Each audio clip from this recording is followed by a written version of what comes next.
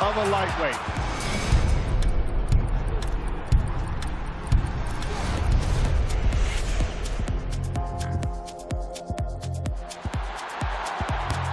What a moment!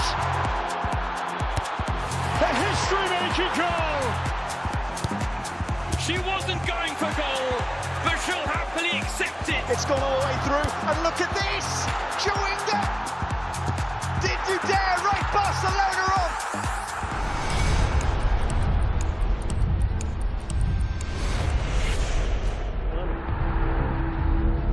The career of one of the all-time greats is all but over.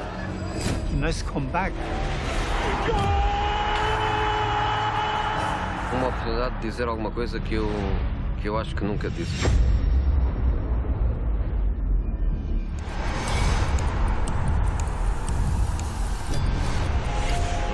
Let's get this party started!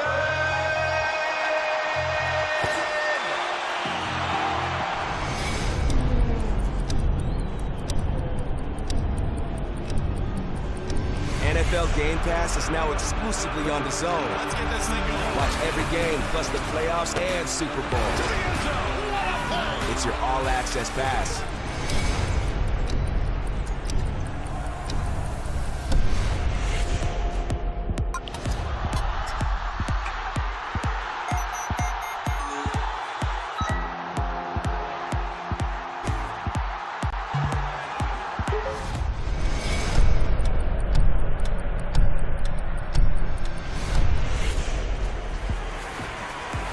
That's how you fight a southpaw. Well on his way to coming back. Italia does it again. Look at the emotion.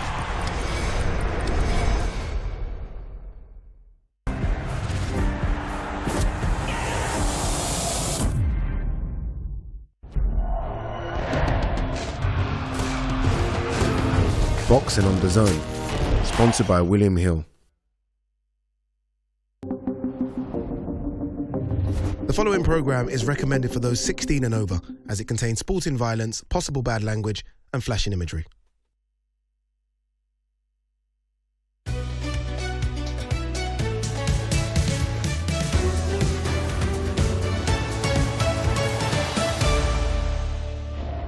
Ladies and gentlemen, good evening and welcome. From the four corners of the world, to the four corners of this ring, the fight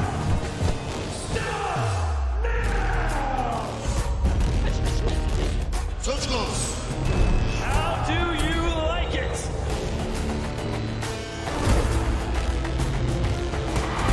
On the show. So aggressive, so focused. Look at these two guys. Still the undisputed champion of the world!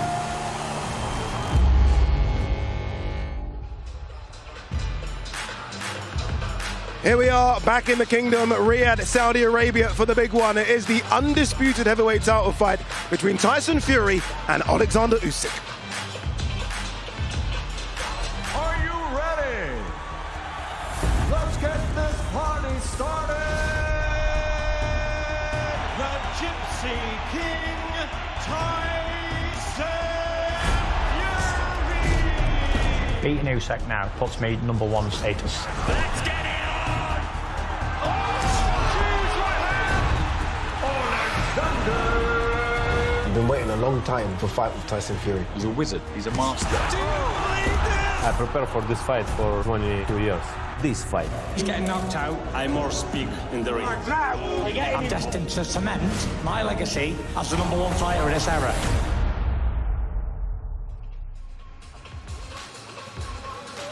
Here we go, back in the kingdom for something very, very special. And it doesn't get any special, does it? Then the undisputed heavyweight title fight, Oleksandr Usyk bidding to become a double undisputed champion as he takes on the Goliath. That is the current WBC lineal champion, Tyson Fury. That's the main event, but there is so much more to come. We kick things off with David Nyika versus Michael Seats, battle of the unbeatens in the cruiserweight division. Sticking with the cruiserweight, Sergey Kovalev, the former light heavyweight king, takes on the unbeaten Swede Robin Safar. Mark Chamberlain, His Excellency's favorite fighter takes on Nigerian's Joshua Hab. And then we go to the big boys. Moses Titama, the unbeaten Brit, takes on Ilzar Mazenchev from Germany. Frank Sanchez versus Agit Kabayel will battle it out as the battle of the unbeatens to really take that next step to world level. And then it's all about title fights. Joe Cordina versus Anthony Kakachi, unification fight in the super featherweight division. IBF and IBO titles on the line. Jar Bataya versus Marius Bradis, a rematch of their fantastic fight 2 years ago. The same belt on the line this time, the vacant IBF cruiserweight belt up for grabs. And then, well, then it's something special. Tyson Fury versus Oleksandr Usyk for everything in the heavyweight division. But before that, remember, we head to the main card. Two exciting looking fights for you here in the Kingdom Arena. Isaac Lowe versus Hasbulla Ahmadi, and Daniel Lapin, part of the Oleksandr Usyk's team, takes on Portugal's Octavia Pavita. Chris, this is absolutely something special, isn't it? This is incredible. As we make our way down where the fighters are going to walk, all of them are going to make this walk. You come out here, Chris Mannix, and you're just blown away by just how good the Kingdom looks. Yeah, I was here back in December for the Day of Reckoning card. That was an impressive arena, what we saw on that night. This is just something extraordinary. I mean, just the technology, the amount of money they put into this type of event. And I think the arena, the energy here is going to be unprecedented for this area. There's going to be 20,000+ fans in this building tonight. And based on what we saw on Friday, a lot of those fans came over from the UK. So we're going to have maybe the largest number of Brits here in Saudi Arabia for this big event. Yeah, we're hearing around 5,000 Brits have actually traveled over from the UK for this one. So the noise in this arena is going to be really fantastic come main event time. I want to clear something up with you. There's been a lot of talk about Oleksandr Usyk's weight. Michael Buffer, the great Michael Buffer, called him on the scales yesterday. We all heard it, 233 pounds. We believe this isn't the case. You spoke to Usyk's camp. What can you tell us? Yeah, I think we were all astonished when we heard 233 pounds for Oleksandr Usyk, who weighed around 221 for his last couple of fights. It turns out Michael Buffer had a bit of a miscommunication with the person who was reading the number off the scale. I spoke to Agus Klimas, the manager of Oleksandr Usyk. He told me Usyk weighed in at 223.4. So instead of being up 12 pounds from his last fight, he's only up 2 pounds from his last fight. He still looks great. He still looks like a tank, but not quite as big as we thought on Friday afternoon. Yeah, as you mentioned, Oleksandr Usyk normally raised in around the 221-pound mark, so 223 makes a lot more sense. All right, our first fight of the evening, Isaac Lowe takes on Hasbulla Ahmadi. You can see Isaac Lowe in the dressing room now getting ready. Remember, Isaac Lowe, part of the Tyson Fury training camp, and he's always wanted to appear on Tyson Fury's undercard, and he does it once again. It is for all the big stages, Las Vegas, Los Angeles, as well as Wembley and the Tottenham Hotspur Stadium. Needs a big win here to get back to fighting for big title fights in the featherweight division. The commentary team are ready: Mike Costello, Barry Jones, and Sergio MC. So let's throw it to Thomas Schreiber for our first fight of the night.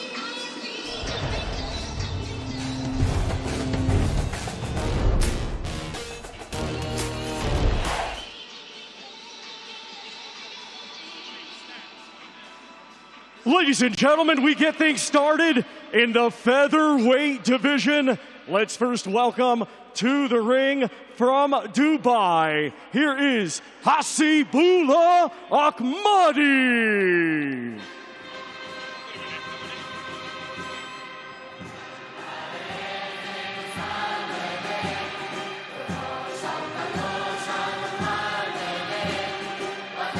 Here we go then on this hugely important night for the sport of boxing. Who knows what will unfold in this majestic arena over the course of the next 8 or 9 hours. And we get underway with this crucial night, as Ade was saying, for Isaac Lowe against the 23-year-old Hasbulla Ahmadi. As we heard from the MC for tonight, Thomas Schreiber, from Dubai. Born in Afghanistan and has faced many a challenge long before becoming a professional boxer. Left his home country of Afghanistan because of the various conflicts there in 2017 at the age of just 17. You saw there, according to the fan zone and those of you tuned in at this early stage, that Isaac Lowe heavily favoured to win this against Ahmadi.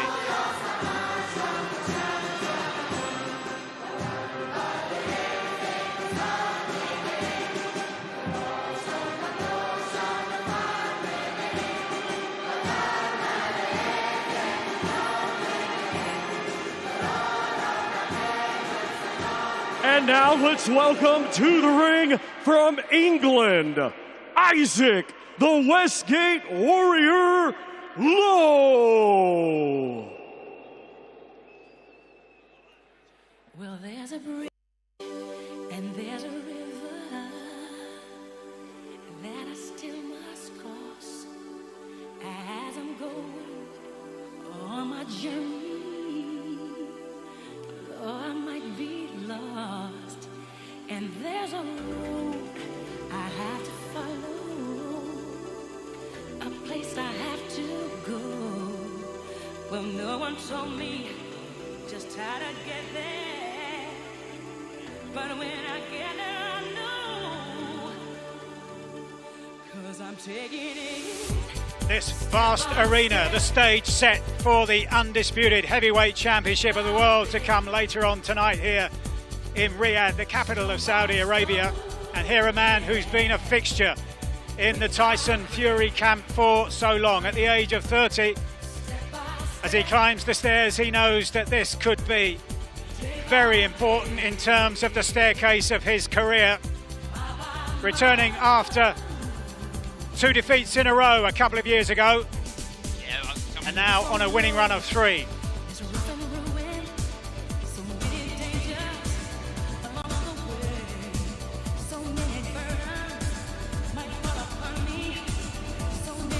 Has been in the professional ranks for almost a dozen years, and you'd have to believe that as he marches towards the ring, that he might just have one last tilt at cracking the top end of the featherweight division.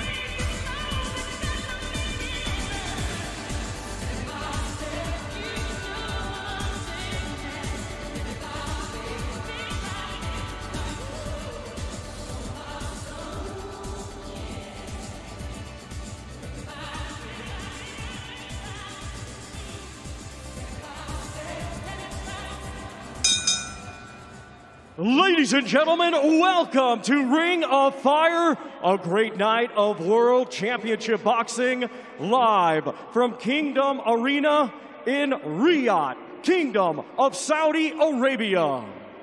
It is all being brought to you by Frank Warren on behalf of Queensberry Promotions and Bob Arum for Top Rank Incorporated. In conjunction with Riyadh Season, National Events Center, the General Entertainment Authority, GIA, Gold Star Promotions, K2 Promotions, and Sella. This bout is sanctioned by the British Boxing Board of Control, Steward in Charge Robin Smith. We get things started with 10 rounds scheduled, and it is an international featherweight contest. Our timekeeper is Dale Elliott. And when the bell rings, our referee in charge and scoring this contest will be Mark Bates of England. Introducing to you first, fighting tonight out of the blue corner, he comes to the ring wearing black with red and green and weighed in officially at 127.7 pounds.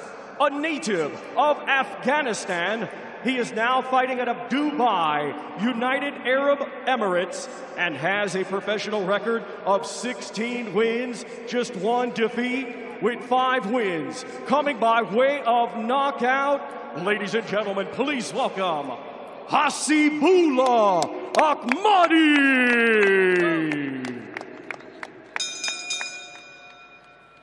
And his opponent across the ring, fighting tonight out of the red corner. He comes to the ring wearing black with red and weighed in officially at 125.5 pounds. Coming to us from Morecambe, England, he brings a professional record consisting of 24 wins, 2 defeats, 3 draws, with 8 wins, coming by way of knockout. Ladies and gentlemen, here is Isaac, the Westgate Warrior, Lowe.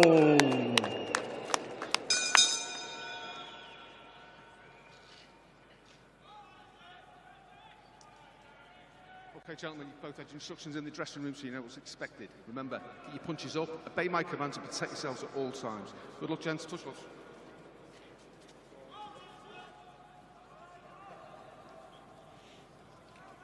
John Fury among those in the corner with Isaac Lowe here tonight, as Lowe looks to give a boost to the Fury camp early on in the proceedings here in the Kingdom Arena.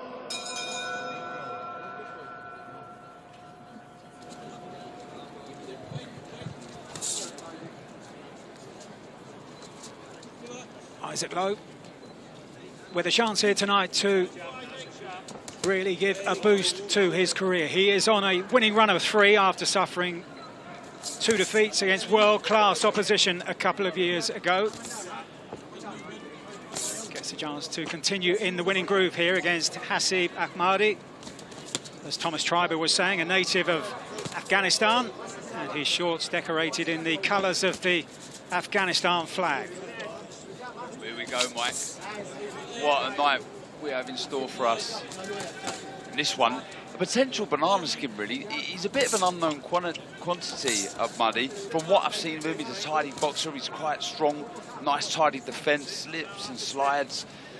But we just don't know how good he is. He's just not been tested like Lowe has. But Lowe, if he wants to push on to big fights, big meaningful titles, then he has to get past this. And in my opinion, needs to look good. He looks big in there, I must say. Yeah, he started off the right way, hasn't he? He took the centre of the ring here, using the jab. Ahmadi likes to come forward, likes to roll forward and put pressure on you. I think take the centre of the ring here, the initiative here from Lowe, and it's a really good start for him.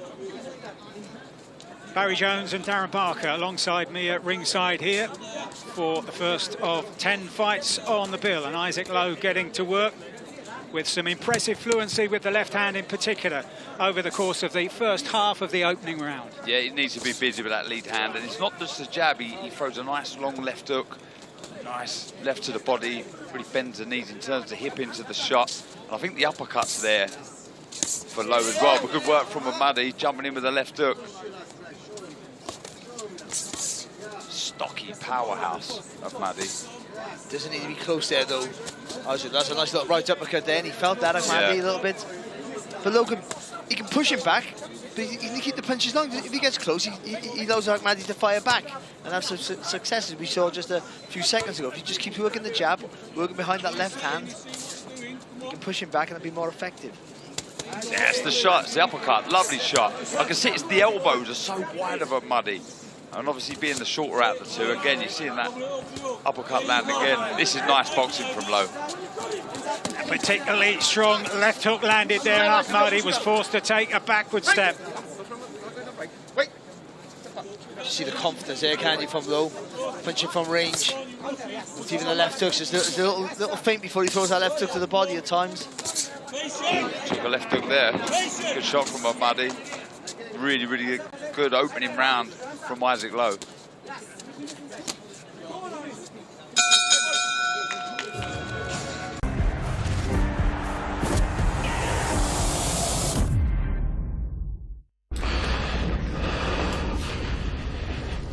What's he got saying? Turn around. Or join them.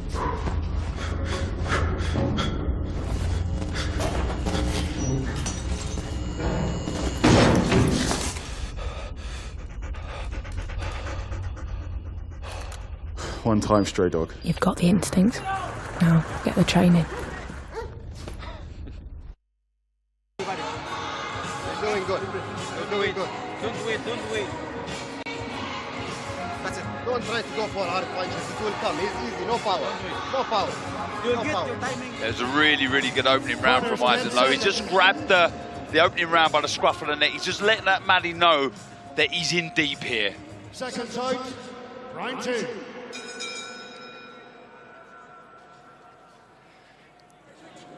We did see there, though, just the sign of danger with the left hook in particular from Ahmadi, and there he lands it again at the beginning of the second round. But we also saw work being done to just the first signs of a swelling beneath the right eye of the Afghanistani, because Lowe himself landed a couple of very solid left hooks in that opening round. Just going to be putting a bit more power in that jab. Just a bit more weight in the left hand, though. He started off like that, and see, he'll come with the left hook again. Every time he gets close, he allows Ahmadi a chance to do some work. So he can win this. He could potentially win this fight with one hand here, though. Yeah. Just using the jab. Yeah, he's got to be better. The variation with that left hand is so good, but he's got to be a lot more tight with that right hand up by the temple, because, like you say, Ahmadi has found the home for that left hook a few times already. I would say that already in this round, Ahmadi looks a lot more comfortable than he did in that first round, and looking to push forward here. Ahmadi should let that right hand go low through that left hand, brought it back to his chest, and there was a chance there for Ahmadi to dip the legs and rip over with that right hand. Yeah, you can see a difference in Ahmadi here. The confidence creeping forward, trying to get on the chest. I looked in the corner of Ahmadi after that first round, and they were saying, get close, get on the chest. At range, there's only one winner here.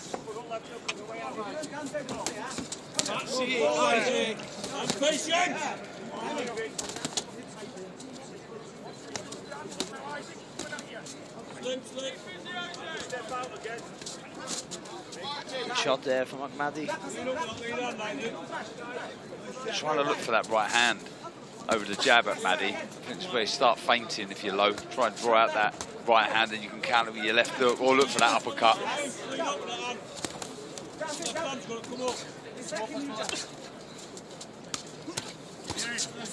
It's a lively start to the night. Both men are landing solid shots here, aren't they? I think they both understand how much a victory here will really push them on. Such a big stage, as you can see. They're both eager to impress. More so for Lowe. More catastrophic if he wouldn't get the win tonight, if he couldn't get over where his career goes, or his aspirations to get to back to world honours, or world level, I should say.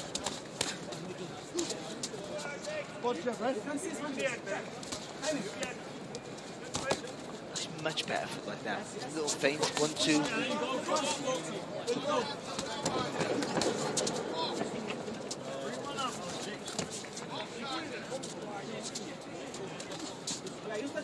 Ahmadi's taking the centre ring, he'll try to push back a bit, and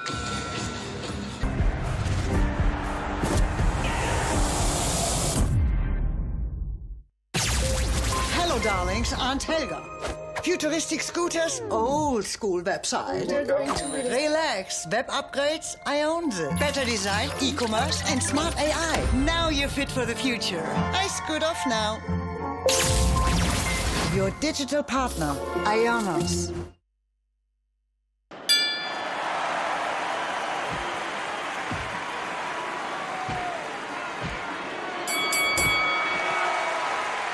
Stance, boom, sharp, white down, boom. Just land clean. Don't just rush. You can't land. Okay? just going to see probably the favourite shot here from Lowe. That nice little right uppercut, just knocking the head back at Ahmadi. Then when they both held their feet, they had the right little battle in the centre of the ring for a few seconds there, both punching, landing, and wanting to commit themselves. So it sort of caught fire a little bit there in the second round. And in between rounds, referee Mark Bates just having a word with the Ahmadi corner about his use of the head during that second round. Into the third, scheduled to go 10 here, beginning in the featherweight division, leading all the way to the undisputed heavyweight championship of the world. Yeah, there may be a little nick around the left eye of Isaac Lowe. Can't see any blood, but when it initially happened, I see a little something there, so nothing to worry about at the minute, but just needs to be a bit sharper. I think we're getting the hands back, the jab, the recoil, get that back to your chin. That right hand has to stay higher when you're throwing the double left hook. Just a little lazy in defence, that's good work. He's better when he throws off the feint there, though. See when he's a little bit fidgety with the shoulders, and when he's a little feint with the front foot, it gives him a little bit of space, just let his combination go a little bit more fluently. And for Ahmadi, for me, I think if he just doubles up that jab a little bit more, that'll just allow him to step with the feet and get a little bit closer to do the more effective work that he can when he's up close. Again, he's wide open for the uppercut, Ahmadi. Especially when he's mounting attacks to the body. He really does lean over that front foot.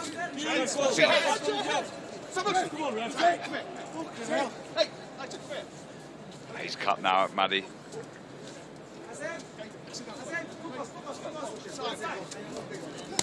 Enough of a command of the English language to scream, watch your head. Good shot with the right hand by Lowe there as they get back into the fray halfway through round 3. Almost landed with the right hand there, Ahmadi. I think he did slightly land, but it wasn't full rotation on the shot. Good little contest, this. So be careful, though. He looks like the stampier punch of the two. Just be careful he doesn't get drawn into a fight that gets himself in a little bit of trouble. He's a nice, sharp boxer, and I think that's where he needs to apply his skills here.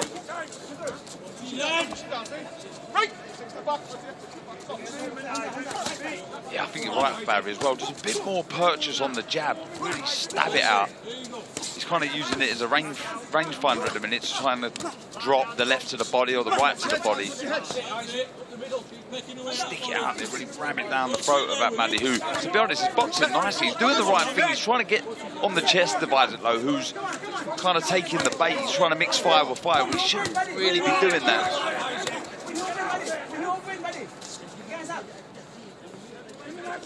Might be a panic there in Ahmadi with that cut. Maybe just looking to rush his work a little bit here.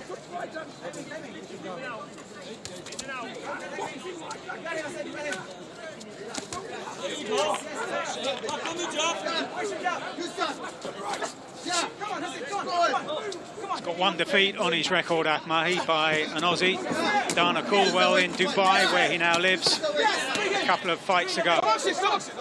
That one on points over 8 rounds.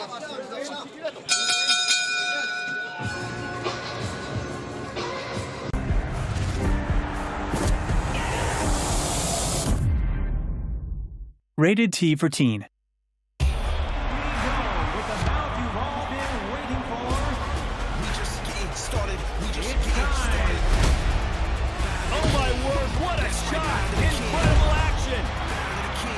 Atmosphere is refusing to lose, refusing to give up. Been floored by the headshot.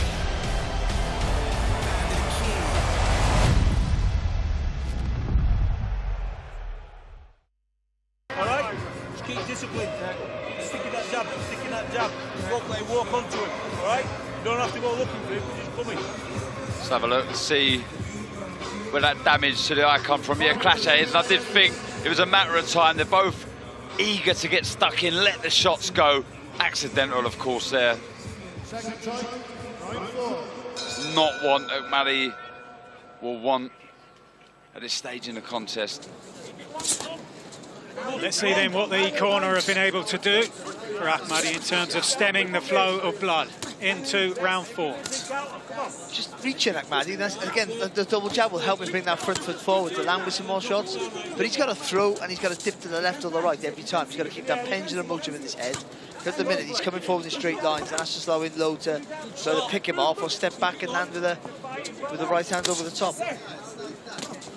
He started this round sharply. I think he's been giving clear instructions, Lowe. He's boxing nicely, nice little spring in the step.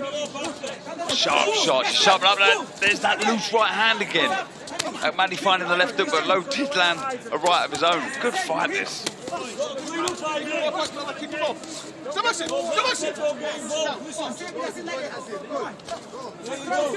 Ahmadi apparently undeterred by the shots that at times are raining onto his chin and down around the body area as well, almost immediately firing back after every low attack. But he needs to fire in bunches, doesn't he? But his hardest job is just getting close to the target quick enough. Lowe's still nice and fleet-footed here, changing direction with the movements.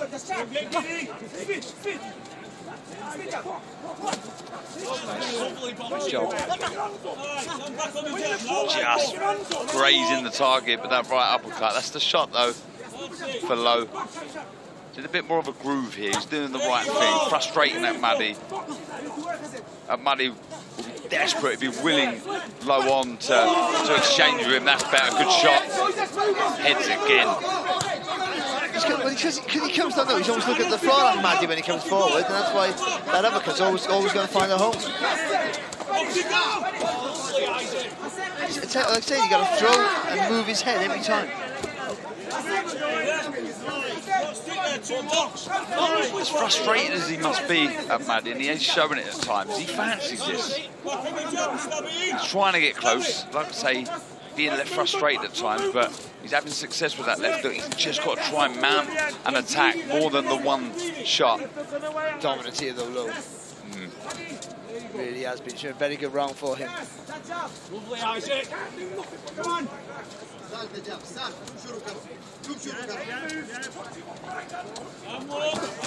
That's the shot, just missing though, but doing the right thing, especially when Ahmadi throws the body shot, because he is really low.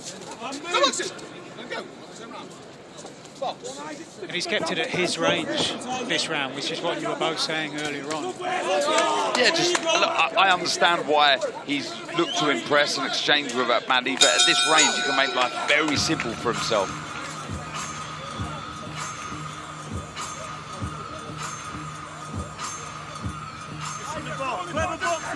That's all you've got to do. You've got his number. Do that. Or you're out. Keep the distance. Yeah? You're doing good. From you. Okay? You're breaking him down. Come in there and catch his punches. Okay? If you move around, stay far. Stay far. Don't take him for you. And when you're close, make sure you counter. Bam, bam, bam, bam. Okay? Don't give his rhythm. He's playing. Bam, bam, bam. Don't give him that.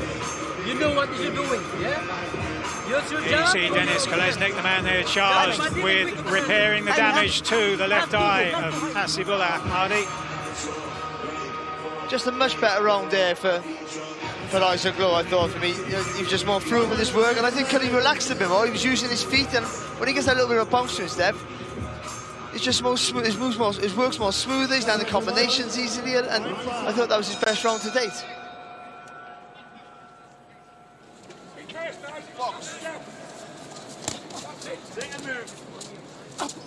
So a good round for Isaac Lowe in the fourth, but Ahmadi still very much in the contest. That was better from Lowe. 3 shots and just skipped to his left instead of standing in front of Ahmadi. Better from Isaac Lowe, but again, you see in the intent from Ahmadi trying to get close, trying to get on that chest. Ahmadi's feet are just a little bit too slow. Yeah, he just can't spring in quick enough, can he? He wants to get work, and when he gets close, he can be quite effective, of course, but he doesn't throw enough punches when he gets there, and he just can't get the target quick enough to stop Lowe from letting the punches go. Yeah, better movement as well from Lowe there. Don't like seeing him backed onto the ropes. He doesn't need to be there. That's exactly where Ahmadi wants him to be. So now he just needs to pivot off, make his way back to the centre of the ring, so he's always got space behind him with right hand. Got to stay switched on Low. Not the first time Ahmadi's gone looking for that right hand over the top. You look at his record, Ahmadi, only the 5 stoppages and the 16 wins. And that surprises me, really, because I wouldn't say he's the biggest single puncher I've ever seen, but the work rate, the intent to really put a damage in his opponent surprises me, really. But he doesn't throw in blusters, you know what I mean? He might be continuous pressure, but there's singles. Even if he throws 10 shots on a trot, there's single shots, if that makes any sense. He doesn't throw in bursts. I think he needs that, to put pressure on people to make a mistake. Sometimes those stats can lie, can't they? We're going to watch later on Joe Cordina against Anthony Cacace, and Cacace likewise, single-figure stoppages, but Carl Frampton sparred many, many rounds with him. It tells you that he punches like thunder. And even Joe Cordina's record, you know, the knockout against Agawa, I mean, that's serious power generated by the speed, and looking forward to that one later. Cordina against Cacace on the main card. One of the world title fights, the IBF Super Featherweight crown held by Cordina at stake as we move into the last half a minute here in the featherweight division, and Ahmadi getting through. He is coming good left hooks from Ahmadi then, as Lowe tried to escape, he put himself square on the ropes, that will take a decent right hand as well. So for Ahmadi to work off now. He has fancied this all week, hasn't he? You know, you've seen in his demeanour, the way he's held himself. He's always, I mean, we see that the head-to-head at the weigh-in. He really does fancy this.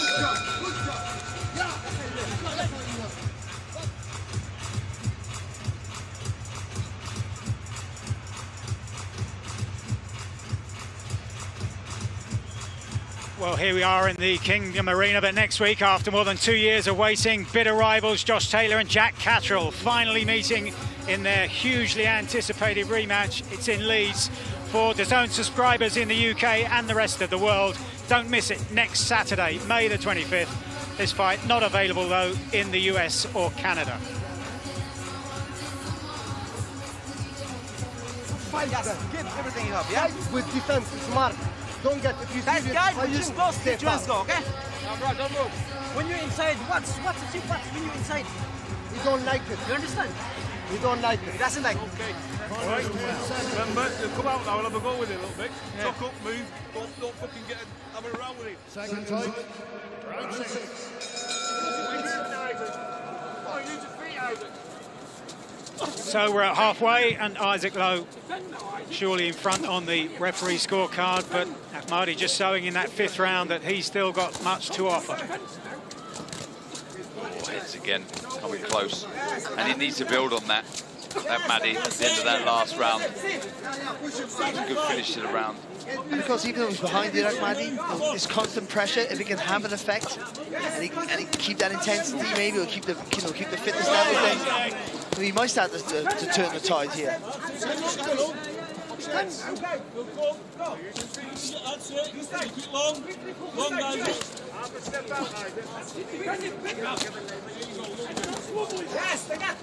Just looking for that right hand. Just close the space. A little quick, Ahmadi. Not allowing Isaac Lowe to find the right hand. Good right hook, yeah. Good shot. Just looped around there, just on the guard there. A little bit low to get the left hand there, Ahmadi, but it's still a good shot. But then the left hook back there from Ahmadi. You just got to be careful, those little lacks defensively. Get himself into trouble. He's looking to trade at Ahmadi. I'm surprised we've not seen many feints from Isaac Lowe. You've got someone ploughing forward, looking to land big shots, trade with you. That's when you feint, draw out the lead. Natural counter-puncher is Lowe. Better movement from Lowe, getting back to the centre of the ring. Just not quite spot on there, that uppercut was the right idea.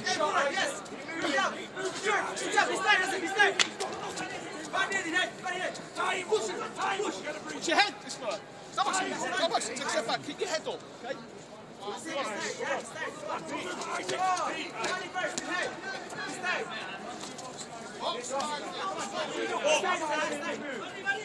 Isaac Lowe, 2 defeats in his career came when he stepped up into world class. Consecutive defeats a couple of years ago against Luis Alberto Lopez, who next time out beat Josh Warrington for the world title.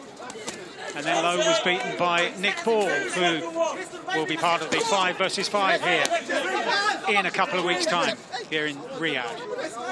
Lovely 1-2 landing from Lowe. He's got to get quicker on the feet, Ahmadi. He's just following Lowe around the ring. Yes, it's pressure, but it's not enough. He's got to be quicker. If pressure doesn't make your opponent panic or you can't hurt him, you're just wasting energy. That's the truth of it. You have to quicken your feet up. You've got to make him feel it.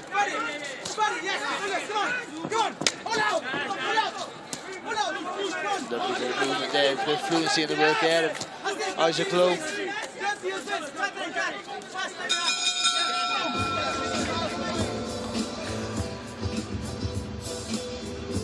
Tap of the gloves at the end of the round. 2 hard fighting men here getting us underway on this historic night in the Kingdom Arena, topped by the undisputed heavyweight championship of the world. I thought that was a good round for Isaac Lowe.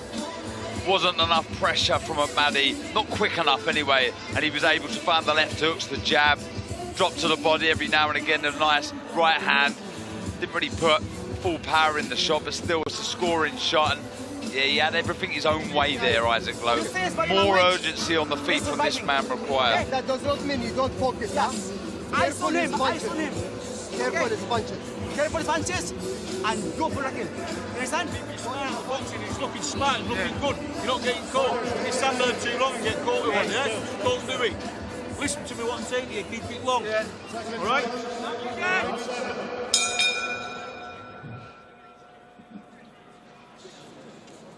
Don't get involved at all. Voice you hear in the background, John Fury, don't get involved at all, and that's been the message pretty much throughout for Isaac Lowe. But every now and again, his instinct taking him into the clinches. Shot there from Ahmadi, though, lovely left hook. Yeah, again, he's got to keep that right hand up. I mean, it was a nice, well-delivered left hook, sorry, but that right hand far too low. There you go.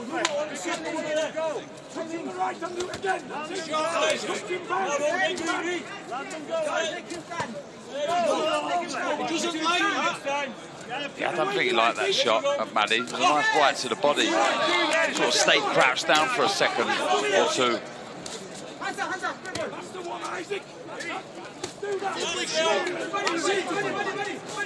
Isaac Lowe's coming off a win in the first round against the Brazilian Jonatas Rodrigo in Bolton last December, and that came about from a body shot that followed a cluster of shots.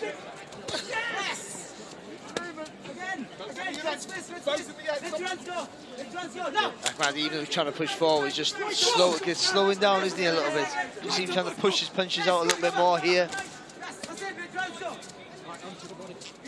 Yeah, where the feet slowed down, so have the hands now. I don't know, again, I keep going on about the uppercut, but if he was to arc that left or right to the body and then really whip the uppercut through the middle, I think that would work wonders for Lowe.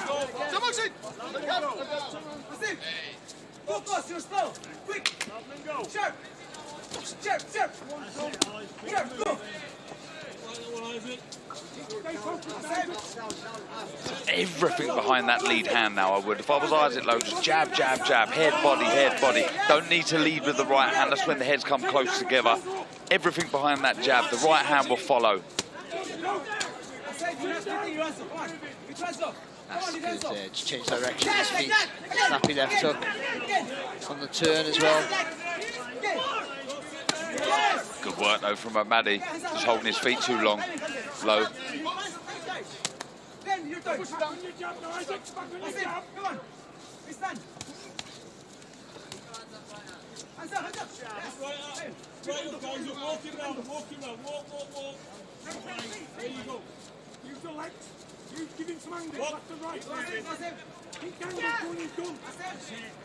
He just can't get close, can he? Ahmadi. Nice jab, sharp jab, good variation. That's it, just work behind the lead hand.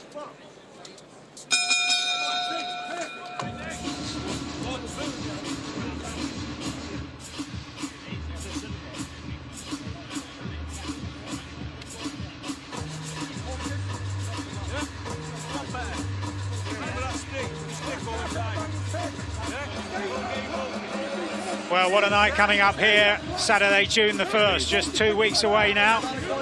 Matchroom and Queensberry going head-to-head in 5 versus 5 with bragging rights on the line. The historic fight night headlined by Deontay Wilder against Gilles Zhang right here on DAZN, where you get more than 150 fight nights every year.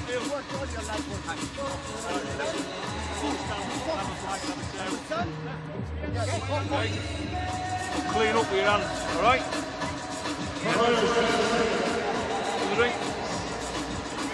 Right, come on, start boxing.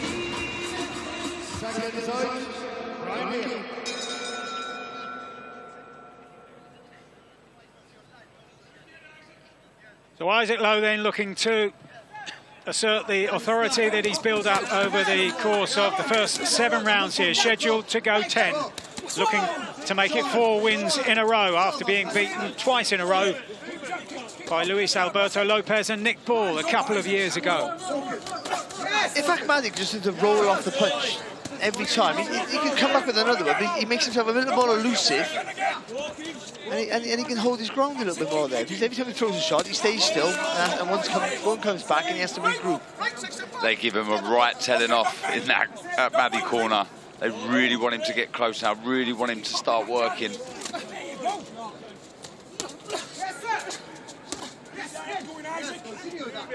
Just more discipline now for Isaac Lowe. It's the fight's in the bag for him here. He's just got to be disciplined, don't make mistakes. You want to close the show, we understand that, but there's a little sign there, just little risks. You might take a little shot here and there. He's really got to work on that after this fight. He's got to get that right hand up. Taking far too many left hooks, and I've seen him a couple of times just skipping to the right. I think where he's been hit with the left hook, he's better off skipping to his left. He can throw his own left hook or right hand then. Nice for Ahmadi, but then again, exactly the same thing. Throws nice 2 punches, holds his feet, has to take a shot back.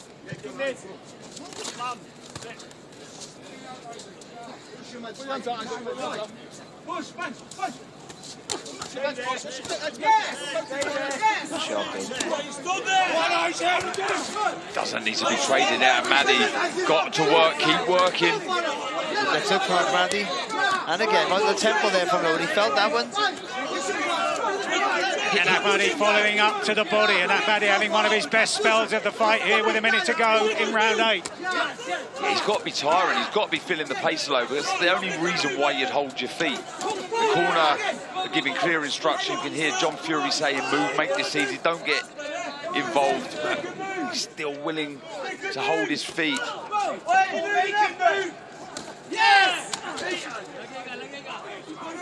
Good spell here, Ahmadi. Probably his best spell, I would have thought.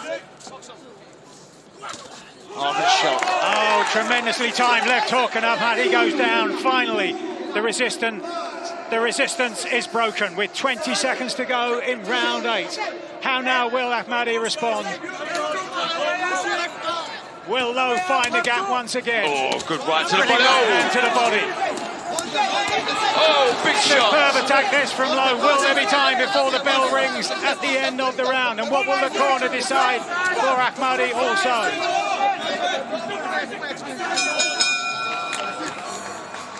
Big shot, big round for Isaac Lowe.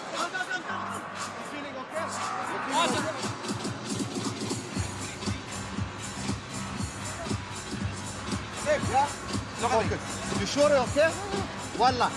Amana. Head is okay? I said focus now. Eyes open. You okay? This is a real champion. You go down, you stand up. Just as we were Get him out saying. of here. Focus. What I was saying, is he feeling the pace? Why is he holding his feet? He just throws a lovely left hook. And that time it was Ahmadi who dropped the right hand. Was loose defensively, Barry. And then after, when he did get up and he came at him, he landed with a lovely body shot after that, didn't he? After that knockdown, he got up with a lovely body shot, right hand over the top, and rocked Ahmadi again. And the bell maybe saving him there from a, what would have been maybe a fantastic stoppage from Isaac Lowe. But that was the first real breakthrough there for Isaac Lowe, after probably having the worst little stage of the fight for him.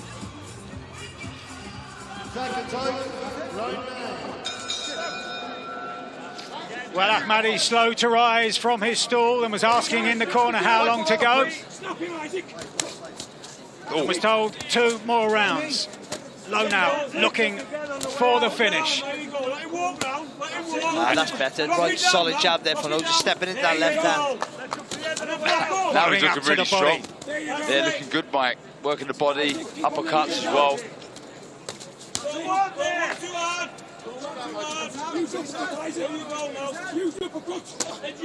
Tentative now, Ahmadi, everything as well. He's starting to make mistakes here. And backed up onto the ropes.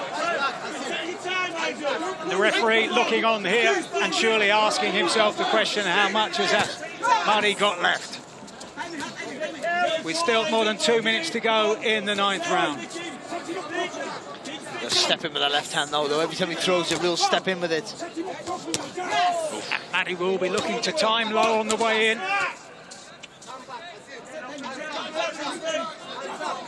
Just to see if one big swing like that can turn it his way.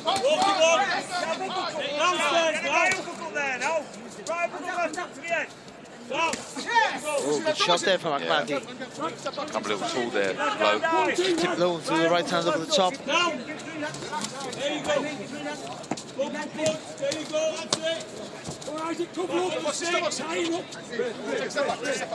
I would say Lowe's been at times defensively inept, you know, been caught with too many big shots, but nothing's really troubled him. Keep working the jab. There you go. Everything off the jab, Isaac. He's there to be hit now. Ahmadi slowed right down. So the shots again, that right hand landing from Lowe, good shot. And once again, Ahmadi making the mistake that Lowe himself has made throughout the contest of just dropping that right hand. Measure him. That's it. Measure him. To the body there, Measure him. Lovely jab. There you go. Good step back as well there. Good shot.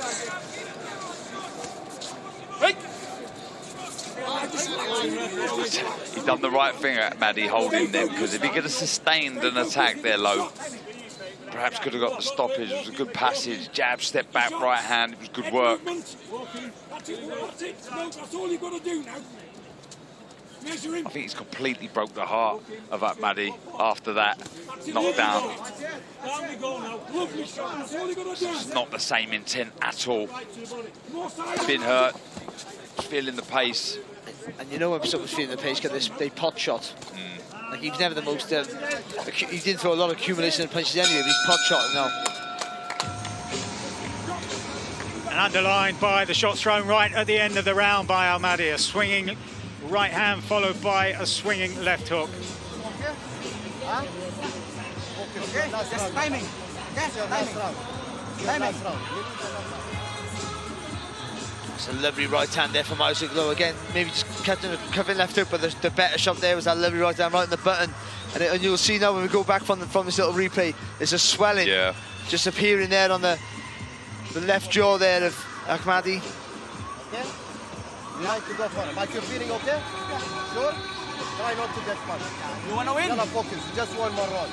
You want to win? Nice round, no? Yes. You want to win in this round? This round. This round, right? Nothing else. Okay? Like focus. Don't be stupid. Huh? Last round. Come on. Second strike, 10th, final round.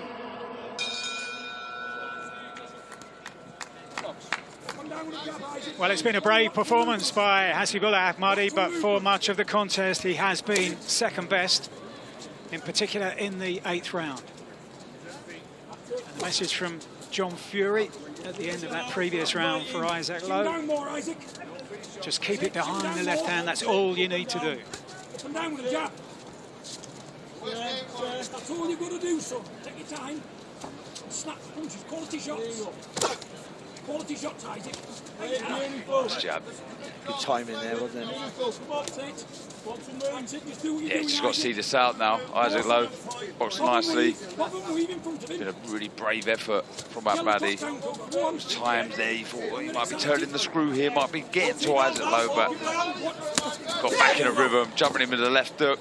Ahmadi still that came off the back of a solid right hand as well, so there is still some threat.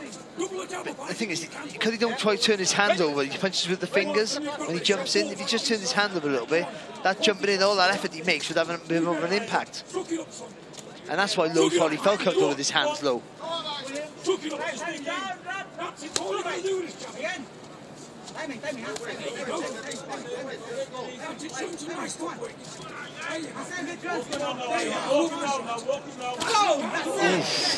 There's the danger. Again, right hand and a left hook. Single shots, but they are landing. Yeah, you've got to stay switched on. I mean, you throw that jab, the recoil is just as important as the jab itself. You've got to get it back. You're not going to get it back. Move your feet, move your head. All that good work, that hard work you've done in the early rounds will be undone. Lovely right hand from Lowe, and that forces Ahmadi on to the back foot. Not too many backward steps from him in this contest as we head into the final minute. And are these blemishes that we're talking about in the performance of Isaac Lowe what's denied him entry into the elite of the featherweight division in his career so far? I would probably say that's a really good assessment, Mike, to be fair, because you know, you get caught with a shot like that, some of those right hands will shot by a Lopez or a Nick Ball, then clearly you're going to get into trouble. But when he is switched on, when he does focus, when he is concentrating, he's a very, very good fighter. Accurate, good balance, you know, good combination, good variety, as Darren has said, you know, in his work.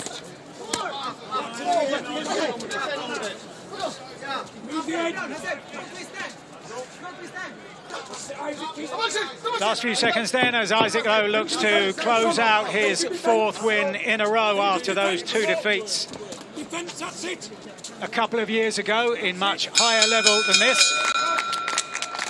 On the road and back in the winning vein for Isaac Lowe in the featherweight division.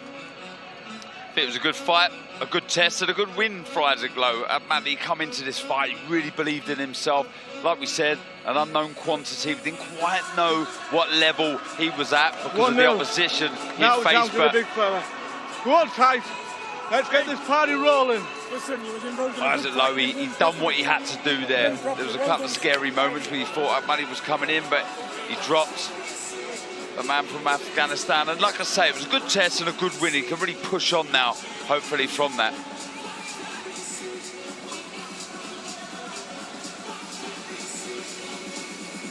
Ahmadi continued to bring the fight to Isaac Lowe despite that cut appearing way back in the early stages of the contest.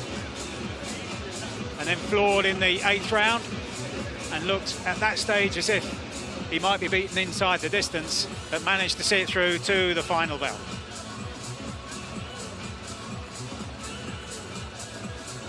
So we're getting closer. Tyson Fury and Oleksandr Usyk looking to make history tonight when they meet for the undisputed heavyweight championship live here on DAZN.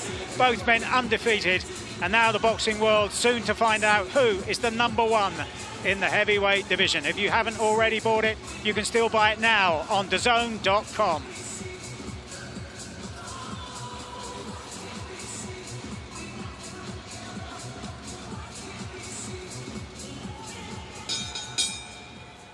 Ladies and gentlemen, after 10 rounds of boxing, our referee in charge, Mark Bates, scores this contest 97-92 for your winner, Isaac the Westgate Warrior Lowe.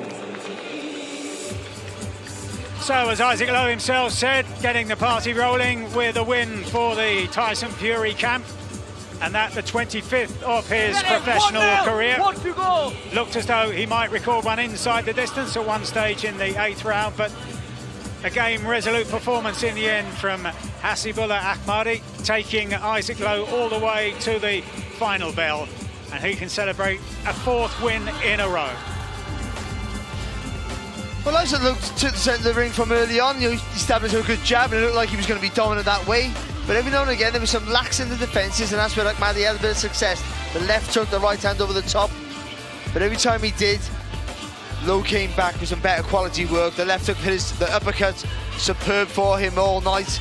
And ultimately, just the experience, the class of Isaac Lowe, and the movement as well. The variety in his work, as we see here, just a little bit too much for Ahmadi. It was a good learning fight for Ahmadi, but maybe just a step too far, a little bit too soon. And Isaac Lowe, as we thought, dominant, and even in later stages, getting that lovely left hook to drop Ahmadi. Couldn't quite get the finish in the stoppage there, but still a really good dominant performance there from the man from the UK. Good fight, good test, good win for Isaac Lowe, but he has to tidy up defensively.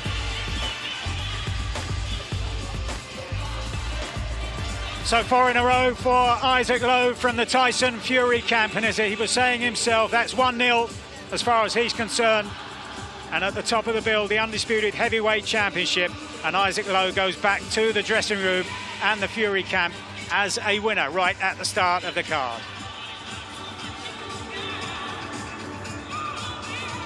Yeah, good first fight to kick things off here, Chris. Maybe a few didn't expect it to go that far, but it was competitive, and that's what we want to see here. Competitive fight, good win for Isaac Lowe. I agree with the guys. Got to shore up that defense a little bit as he tries to get back to that championship level. I also think when you're fighting at a championship level, you've got to have something of a killer instinct. And we saw at the end of the 8th round, his opponent was badly hurt, wobbling back to the corner. Probably should have stopped it after that round. At a championship level, if you've got an opponent that hurt, you've got to go out there and try to finish him off. So that's kind of a lesson learned, I think, for Isaac Lowe. How many more for Isaac Lowe before he does get to that level? Again, we've seen him in against Nick Ball. We saw him in against Luis Alberto Lopez, 2 very, very good featherweights.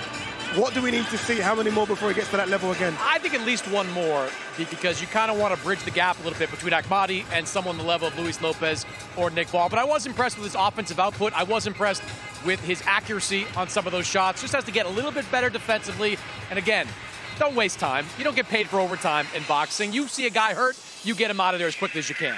Yeah, that kicks things off. Remember, the main event is a special one. Tyson Fury versus Oleksandr Usyk for the undisputed heavyweight title fight.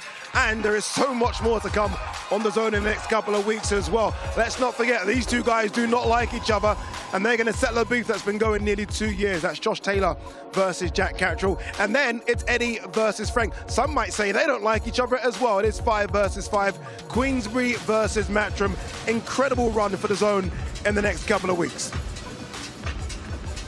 It's been very interesting sitting down with Tyson Fury all week. Some might say his mood has been up and down, but look, one thing we know is that the Gypsy King always delivers. He wants to be the undisputed heavyweight champion of the world, and earlier this week I called up with the current WBC heavyweight champion. Good, bad, like me, hate me, whatever you want to do, yeah, it's very unimportant to me. I'm here to get paid and get out of here. I'm on top of the world, baby! And I don't want a fluky win or a dodgy win or he tripped over a rock in the floor. I want the people to see what's going to happen to him. That's what I want.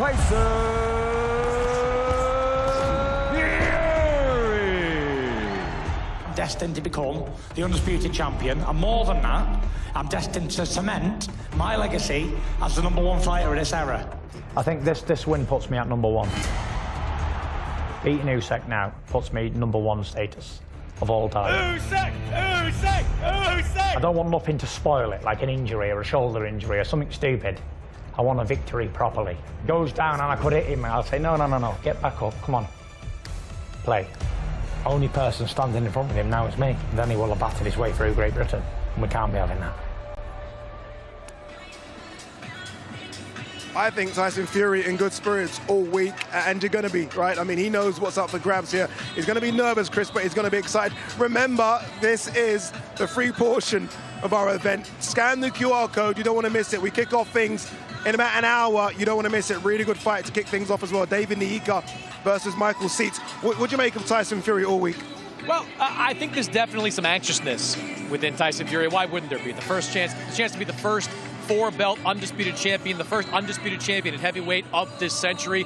I also have sensed a little bit of frustration on the part of Tyson Fury, because usually Tyson's antics get under the skin of his opponents. They haven't really done that with Oleksandr Usyk, who is effectively unflappable when it comes to how he behaves and how he operates outside the ring. You saw after the press conference, Tyson Fury didn't even look at Oleksandr Usyk. Then he shoves him at the weigh. And he has tried a lot of different things to try to win the game of mental warfare. And right now, at best, I'd call it kind of a stalemate. Interesting observation, Chris Mannix. The last undisputed heavyweight champion was a certain Mr. Lennox Lewis, who's part of our team this season, as is Kay Abdo, and they're backstage. Kay Abdo called up with Lennox Lewis. Yes, thank you guys. So the last undisputed king of the heavyweight division is in the building. We're here. It's a huge night ahead. What are you most looking forward to? Just the fight. I think it's going to be intense. Everybody's eyes are going to be glued on the first few rounds, and it's just going to be excitement after that. Do we get a good fight, though, Lennox? Great fight. You're going to get a great fight. You got two undefeated guys that don't know nothing about losing, but there has to be a winner in this fight, so it's going to be like a tug of war. And you ready to hand over the crown? Not really. Not really. I've got to, well, it's been 25 years. It has been 25 years, and I'm very happy to hand over the crown to the new champion. Kinda. Yes. All right, back to you guys. I'll see you later. He certainly wasn't happy to hand over the crown. Our next fight, Daniel Lapin there. A lot of people excited about him. Unbeaten Ukrainian in the light heavyweight division. He takes on Octavio Pavita from Portugal. So we're ready for our final fight on the prelim. So that once again, let's hand it down to your commentary team of Mike Costello, Barry Jones, and Darren Barker. But first, it's your MC, Mr. Thomas Schreiber. Let's first welcome to the ring, coming to us from Portugal, Octavio Tank Pavita.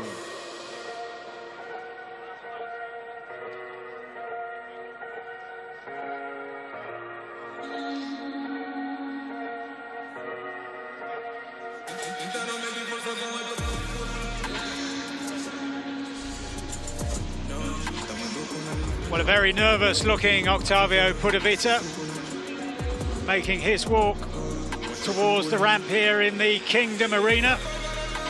An occasion way beyond anything he's experienced in his career so far.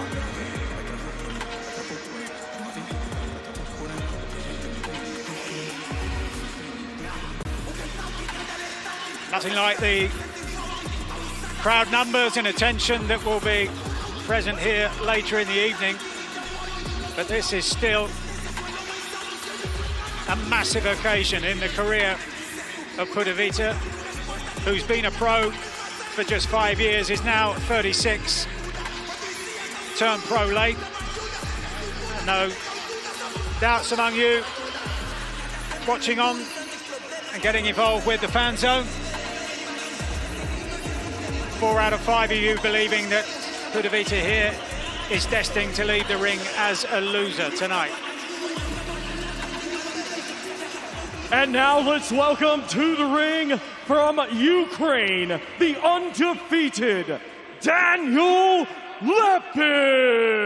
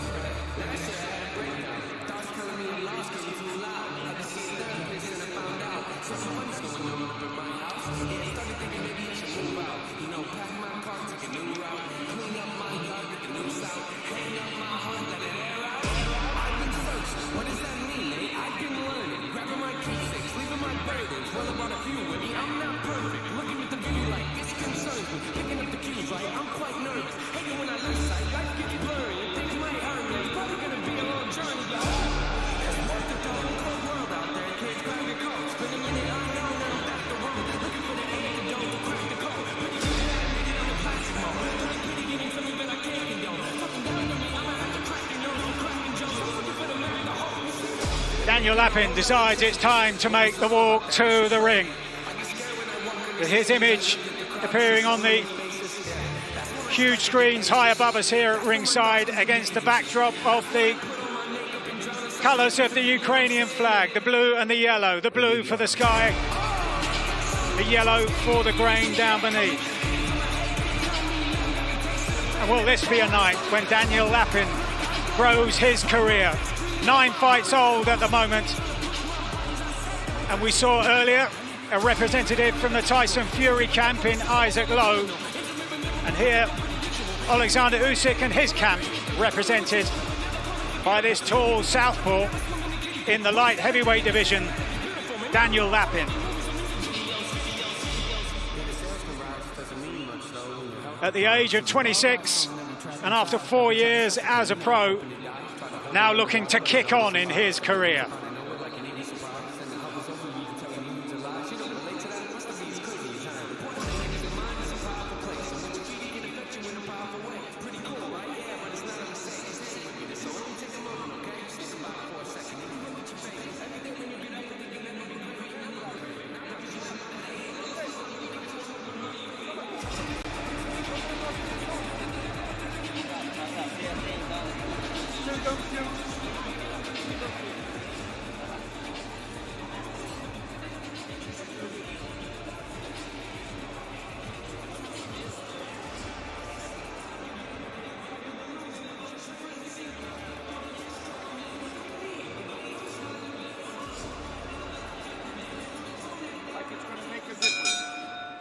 Ladies and gentlemen, this bout is scheduled for 10 rounds, and it'll be for the vacant WBA Continental Light Heavyweight Championship.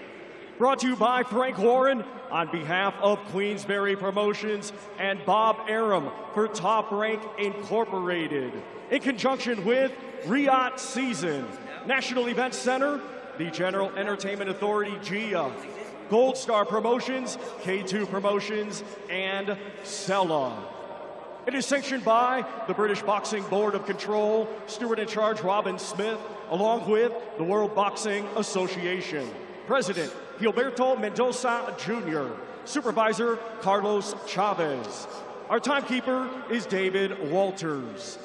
Our 3 judges assigned, scoring on a 10-point must system will be Luigi Boscarelli of Italy, Howard Foster of England, and Salvador Salva of Spain. Our referee in charge, third man in the ring, will be Bob Williams of England.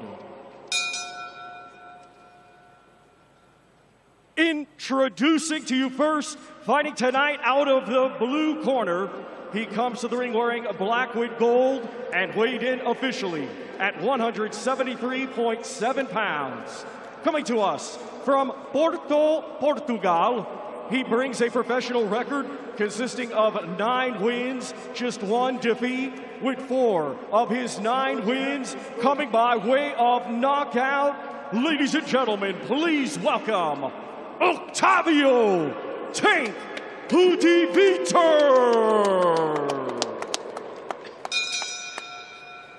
And his opponent across the ring in this championship contest, fighting tonight out of the red corner. He comes to the ring wearing white, blue, and yellow, and weighed in officially at 174.7 pounds. A native of Poland, now fighting out of Kyiv, Ukraine. He is undefeated with 9 wins, 3 of his 9 wins coming by way of knockout. Ladies and gentlemen, here is Daniel Lapin.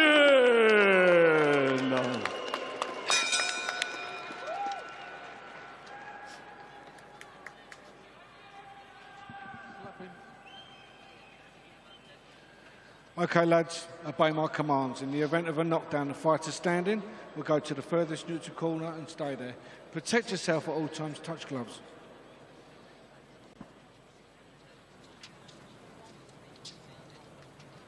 Straight away, seeing the colossal difference in height there between Lapin and Pavita. 10 rounds this then in the light heavyweight division.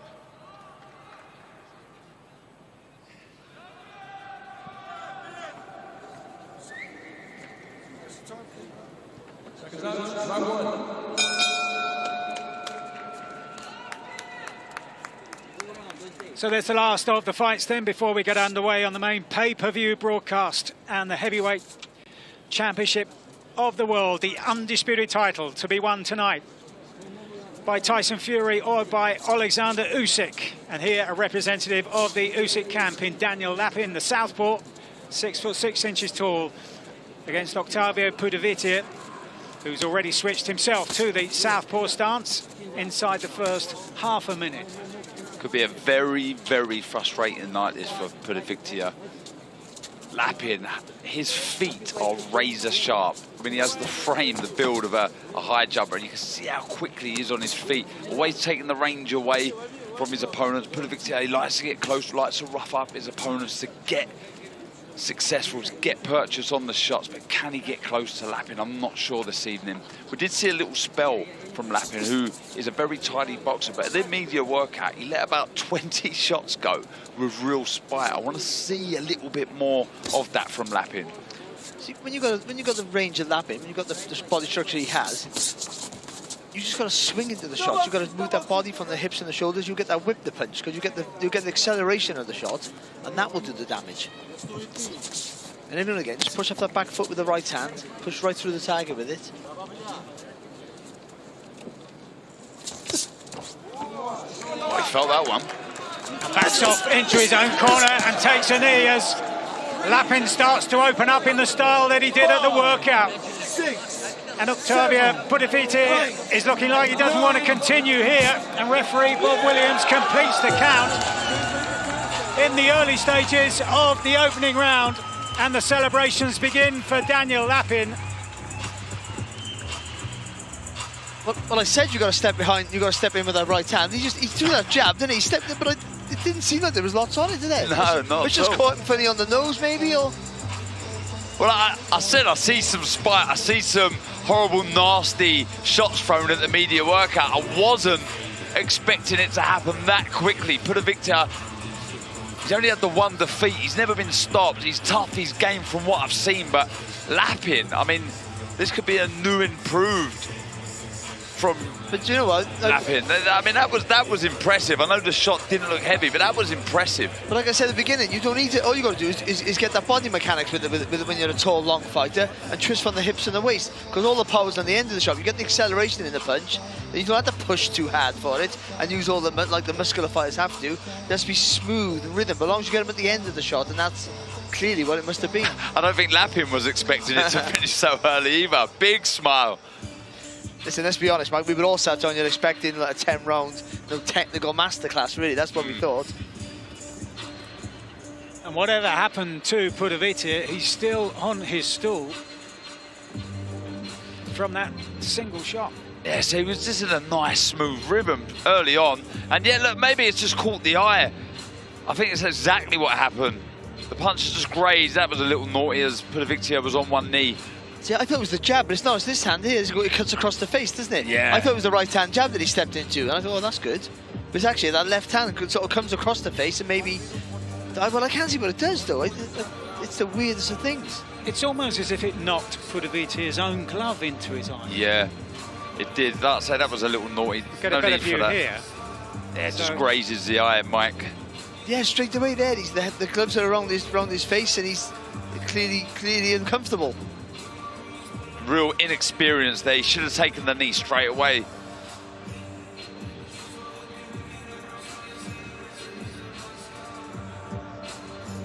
Yeah, surprised. Nightmare for Pavita there, not to get even just show what he could do for us. Even if he was a favourite to come second in the contest, but no one wants to go out that early without having to really throw a punch. And for Lapin, that's I'd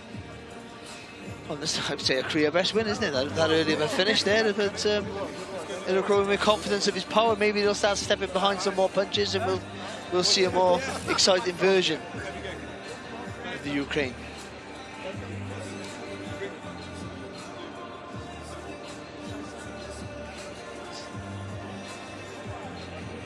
Well, this is what we're heading to tonight, live on DAZN Worldwide. Tyson Fury and Oleksandr Usyk looking to make history when they meet for the undisputed heavyweight championship live here on DAZN, both undefeated. And tonight we find out who is undisputed. Live on DAZN Worldwide. If you haven't bought it, make sure you buy it now. The main card starting very soon. Ladies and gentlemen, here is the official time. 1 minute 47 seconds of round number 1. Our referee in charge, Bob Williams, reaches the count of 10. Therefore, your winner by way of knockout, still undefeated, and now the WBA Continental Light Heavyweight Champion, Daniel Lapin. Well, Daniel Lapin was the overwhelming favourite to win that one, but not too many predicted that he'd do it in the opening round, but he has done. It's win number 10, 4 of them now inside the distance.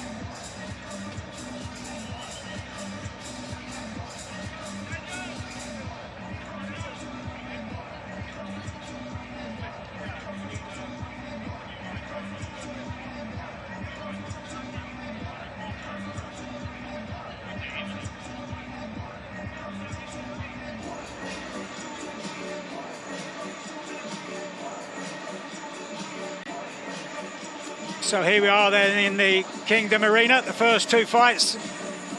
A representative of each of the camps, Isaac Lowe from the Tyson Fury camp beating Hasibullah Ahmadi on points over 10 rounds. And there Daniel Lapin getting the job done in the opening round against Octavia Pavita for the vacant WBA Continental Light Heavyweight title. So many good prospects on this card tonight. Daniel Lapin, certainly one of those. We've watched what happened, the knockdown, the stoppage, whatever.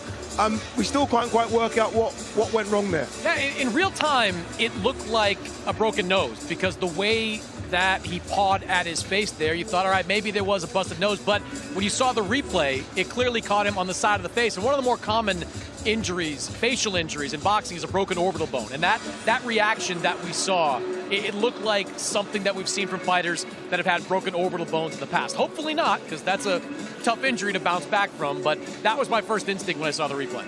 Yeah, again, look, Daniel Lapin, highly thought of, obviously part of that Oleksandr Usyk camp. light heavyweight division we know is a busy one, it's a stacked one. Do they fast track him? What do they do with Daniel Lapin now? No, I think you take it easy with Daniel Lapin. 4 years of pro, only 10 professional fights. Look, these regional belts that you see out there are kind of goofy, but they do serve a purpose, right? Like, they allow you to advance in the rankings in a organic, kind of natural way. And I think that's what Daniel Lapin has to do. I mean, he is a physical specimen, 6'6" at light heavyweight. He is going to have some real tools when he starts to face some of the better fight names in the 175-pound division. But we didn't really learn anything in a fight like this. How do you learn anything when a fight goes only a round and a half long? But certainly, you like to see the physical tools from a fighter like that. Yeah, look forward to seeing him in many, many other fight cards throughout the year. Sticking with light heavyweights, the former light heavyweight king is a guy called Sergey Kovalev, the Crusher, who now campaigns at cruiserweight. He's on our main card against Robin Sapphire. Spoke about prospects.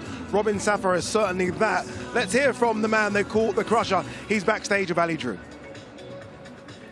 Sergey, how does it feel to be back on fight night? Is it a familiar feeling for you? Yes, it's already not first time in my life. I'm happy back to boxing, but little nervous because like long time didn't fight and everything is good. Like just have fun. Does it feel different now being back tonight? Different of what? Any different feelings because you've been out for so long, or does it just feel familiar, like you've never been away? No, just a different country, different public, you know, just, and I'm very excited and very happy back to boxing, like, just miss to fight. What can the fans look forward to seeing from you being back in the ring tonight? Ring will show, you know, I don't want to, like, order something, you know, just I want to have a fun and do my best job what I can to do. Do you have a prediction for how it ends, or are you going to keep that close to your chest? Yeah, it's just I want to like keep and to make some surprise, you know. Okay. And do you have a prediction for the main event tonight? Will you be watching that after your fight? Yeah, I'm gonna watch, of course, main events and co-main events. Many predictions. It's very difficult, you know, to really the good guys. I mean, like. Not standard, like one very good technique has and smart Usyk, I mean, and another Fury, another guy who has like a crazy anthropometry, you know, very high, like it's will be not comfortable for Usyk, you know, but it's makes it more interesting to watch this fight. I think so. Like any of them, like has a good chance to get victory, you know. But I hope so that Usyk more like I don't know how to say on English, more like hitry. I don't know how in English. He's more smarter, yeah, like, okay. Yeah, more smart. Yeah, boxing IQ, yeah. Like, I hope so. We will see a very historic fight. It certainly is. Well, it's great to have you back, and best of luck tonight. Thank you so much for everything, and I'm back. I try to show all my best. Thank you. Yeah, we'll see what's left with Sergey Kovalev, 41 now, obviously campaigning as a cruiserweight. This will be his second fight in the higher weight division. And Chris, 15 years ago, you can even go back 10 years ago, there were two boogeymen of boxing, Gennady Golovkin and Sergey Kovalev. Yeah. And I feel like the youngsters watching at home need to be reminded of that, because this guy was very, very special a few years back. 10 years ago, Sergey Kovalev was the best thing going in the light heavyweight division, dominating all the top contenders at 175. He ran into Andre Ward, who's an all-time great at super middleweight, at light heavyweight, and lost 2 of those fights. Then he faced Canelo Alvarez, and we know what happened there. Canelo knocked him out. Kind of disappeared, though, into the wilderness after that. Had some issues with drug testing. Had one fight at cruiserweight against Turvel Pulev. And I'll tell you, I watched that fight. Wasn't all that impressed with Sergey Kovalev, but this is a massive opportunity for him here. Look, I ran into his promoter, Kathy Duva, in the hotel this week. And Kathy said to me, look, if Sergey wins this fight, we want Zurdo Ramirez next. Okay. They want a shot at the WBA cruiserweight champion Zurdo Ramirez. And I'll tell you what, Kovalev is enough of a name in the U.S. that if he wins this fight and looks impressive, it's not unrealistic to see him get a shot against Ramirez either later this year or early next year. Yeah, we'll see what the Crusher certainly has left. It won't be easy, though. He takes on a very highly touted prospect in Robin Safar. That is part of our main card. Make sure you see the QR code. Make sure you scan it, because you don't want to miss that fight as well. All right, we already spoke about Tyson Fury. Let's speak about his opponent, Oleksandr Usyk. Incredible amateur record, European gold, World Championship gold, and Olympic gold medalist back in 2012. And as a pro, perfect. Undisputed at cruiserweight, unified at heavyweight. You want to know a bit more about the Ukrainian god? This will help. Oleksandr Usyk makes some noise! That's just sublime stuff there from Usyk. Oh, good shot. Usyk just leans into that left hook. You know, just a master technician, the Irani. Booming hooks from Oleksandr Usyk. The foot movement to get him into position. And that's the biggest of the lot for Oleksandr Usyk.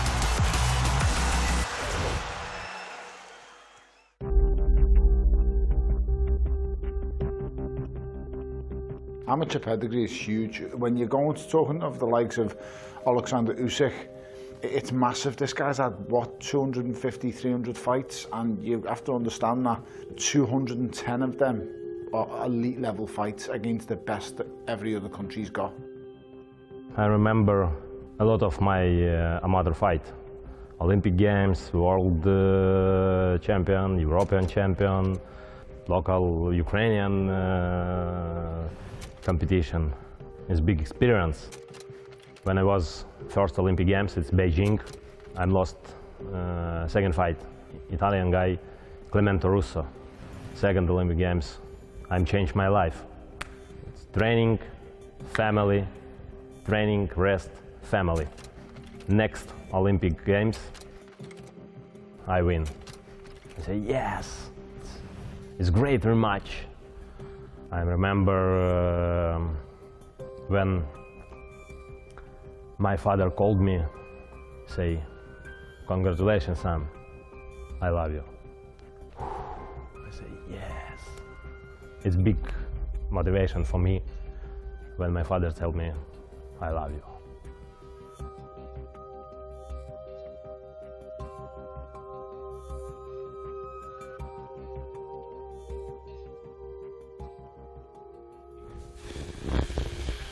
It was hard because it's men who tell me, son, you can.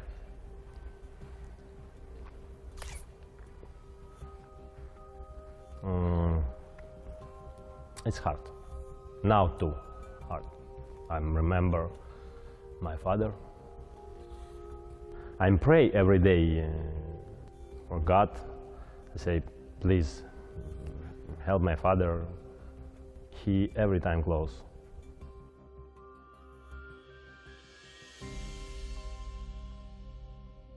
The experience he has as an amateur stands him in great stead. So when he wins the world title in his 10th fight, it didn't surprise me at all. Krzysztof Glowacki is the perfect opponent for someone like Oleksandr Usyk. He's a pressure fighter, he comes forward, he walks into everything you've got. Oleksandr was always going to beat him and looked really good beating him as well. It was only a matter of time, in my opinion, until he unified all the belts.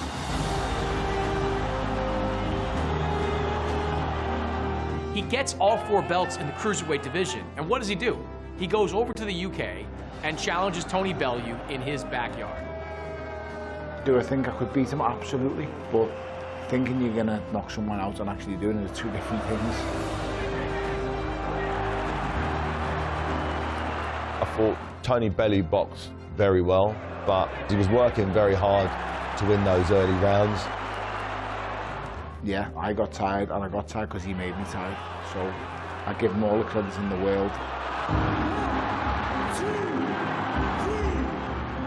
Oleksandr Usyk, mate, is the best fighter I ever faced.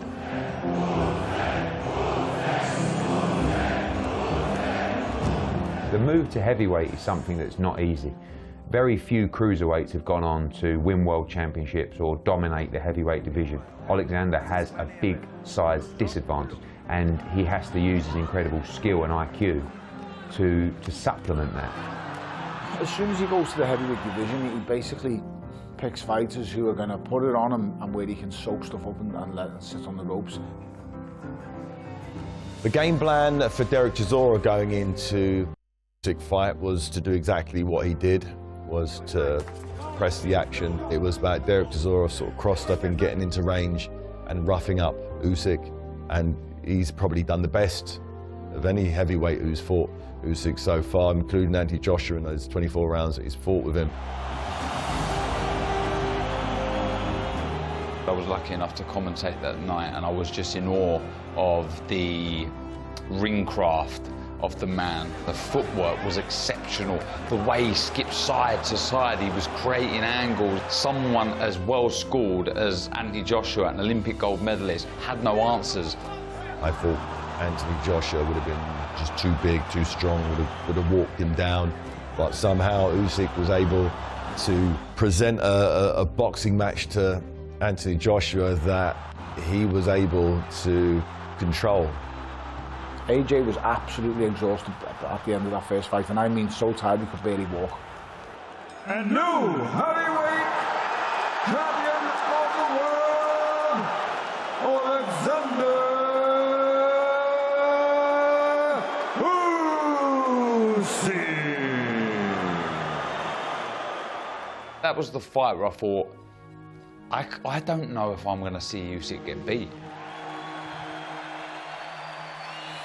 I must give AJ all the credit in the world. He was really good in the rematch. But once again, it's the pressure that Oleksandr Usyk puts on you. Usyk comes alive. Look at the way he's changing level here, Usyk. This Ukrainian master, this sublime technician.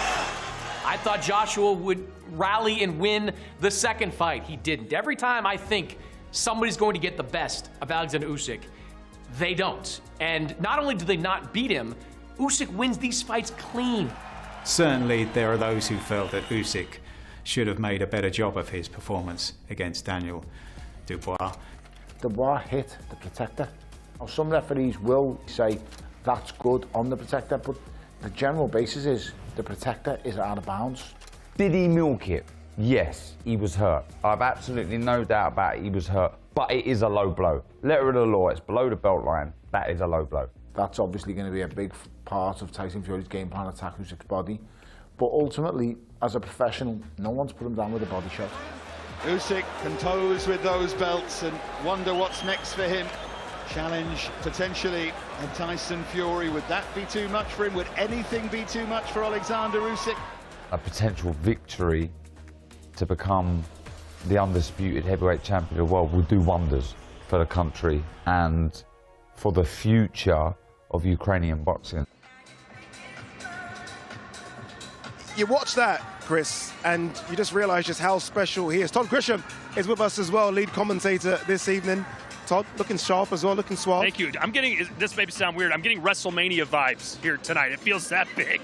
No, it feels like WrestleMania Saudi style. Well, you know it better than anyone, right? Having done a few WrestleManias. Chris, when you look at that piece there, I mean, Oleksandr Usyk, we know the journey, we know the story, but seeing him get emotional talking about his dad and his dad's reaction to him coming Olympic champion is incredible. Yeah, you don't see a lot of emotion. You don't see a lot of feeling out of Oleksandr Usyk during any of these fight weeks, during any of your conversations with him. But obviously the bond he has with his father is real. He's someone that's inspired him throughout the course of his life. It's something that motivates him, even now, going into a fight like this. When did he come to your attention, Todd, in terms of coming to the attention?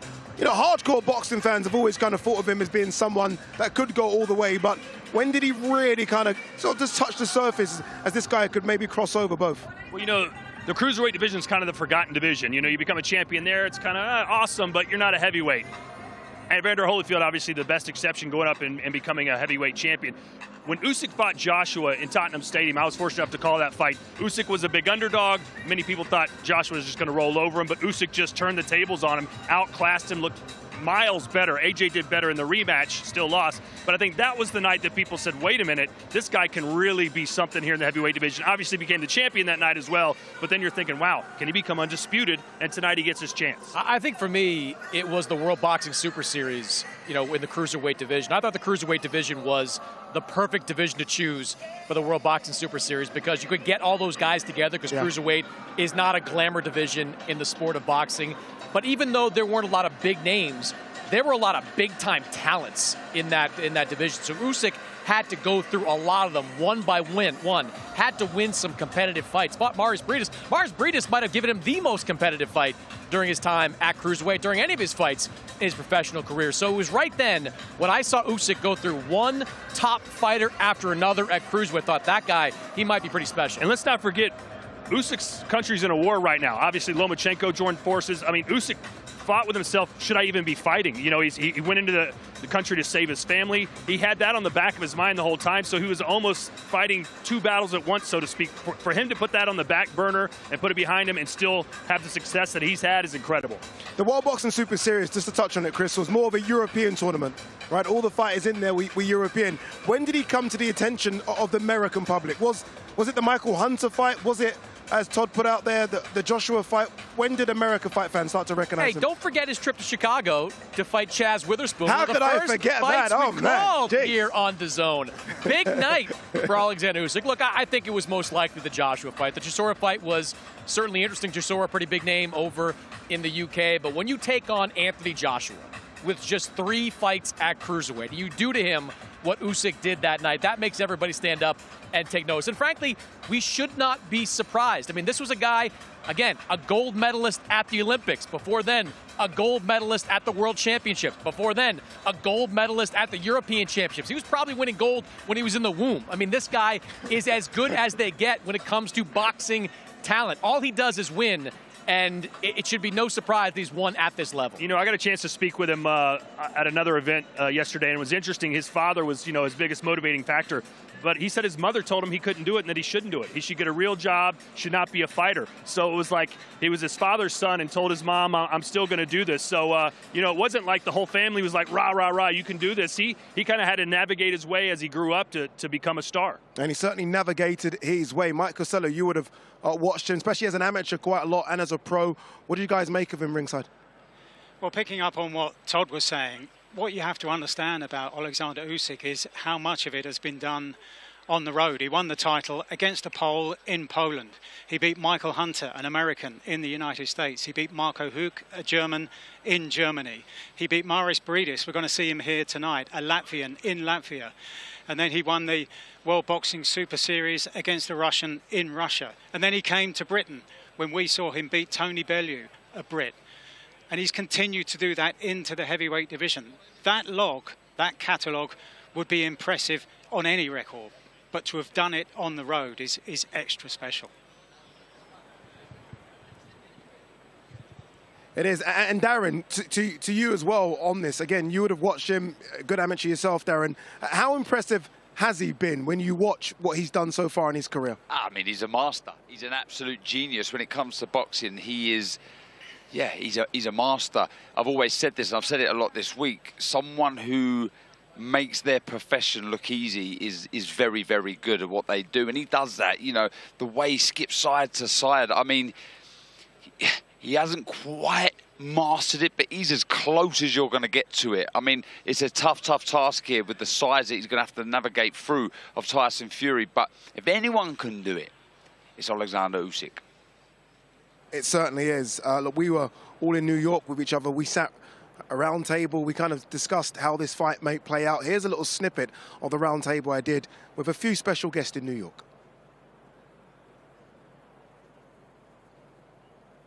I feel like Tyson Fury has to answer a lot of questions. You don't try to box guys like that, you fight them. I think the way to fight Usyk is a way that I'm not sure Tyson Fury can fight. Does the cat get exhausted from chasing the mouse, or does the mouse get exhausted from running away from the cat? It was off, then on, then off, then on, but it is definitely on May 18th, live on DAZN, and I'm talking about the undisputed heavyweight showdown between the WBC heavyweight champion Tyson Fury and the unified heavyweight champion of the world, Oleksandr Usyk.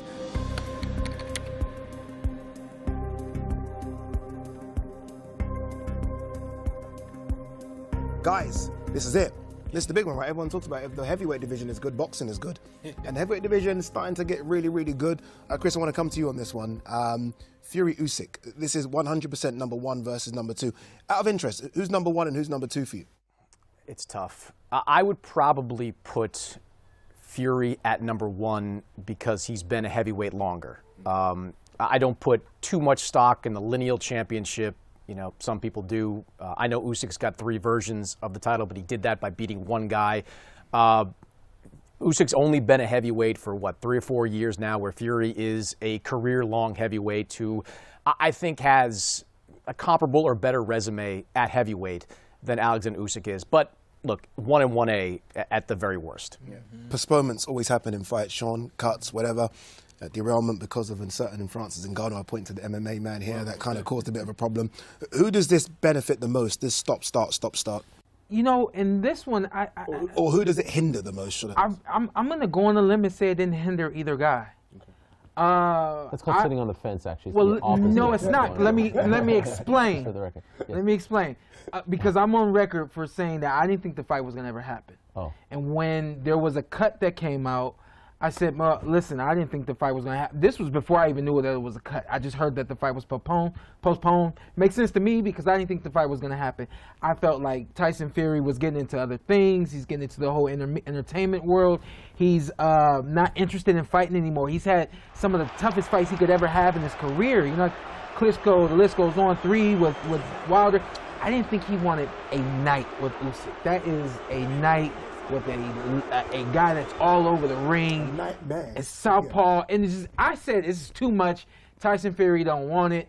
But when the fight got postponed and rescheduled, I said, wow, Tyson Fury's connected mentally. He's ready for that night. And I think that he's going to go get it. Here's the thing with Usyk. Usyk ain't going to stop anything. He already said it. Hey, if he pulls out on the next one, we're just going to replace him. So Usyk is the kind of fighter that trains in season and out of season.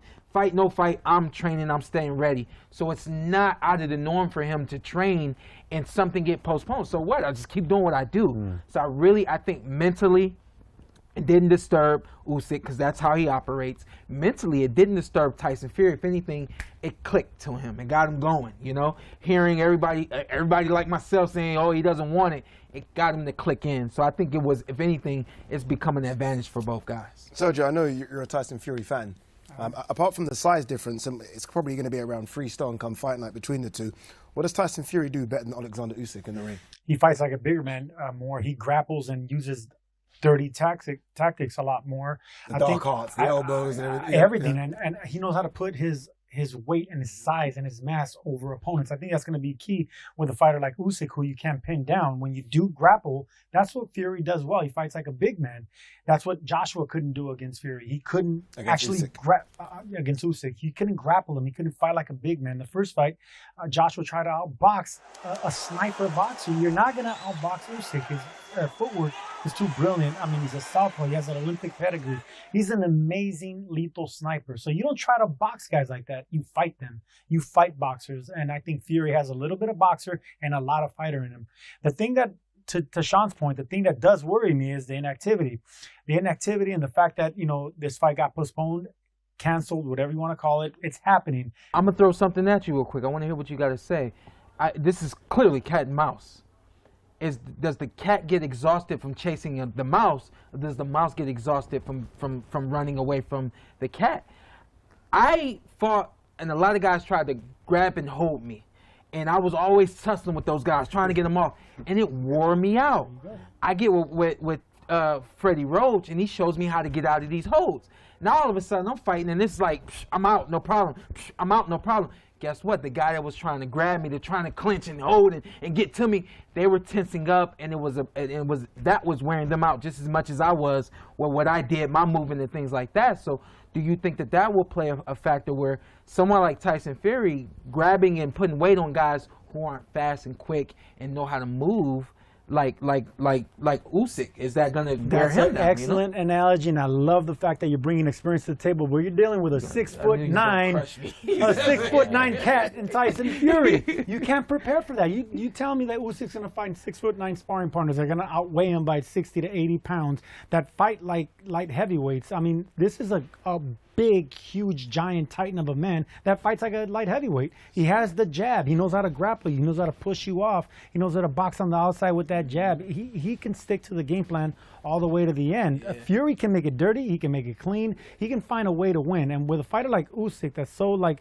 brilliant in what he does, we haven't seen him get really dirty because he's always in control. He's always that mouse that you're talking about. He knows how to fight the right way. But I think he's gonna have to fight off the cat and find a way to be a little bit more dirty. Usyk is and physical. I wonder if you guys agree with this. I think there's a tremendous amount of pressure on Tyson Fury's shoulders, way more than Oleksandr Usyk for several reasons. His last couple of fights weren't against the best. They weren't the fights that people wanted to see him against.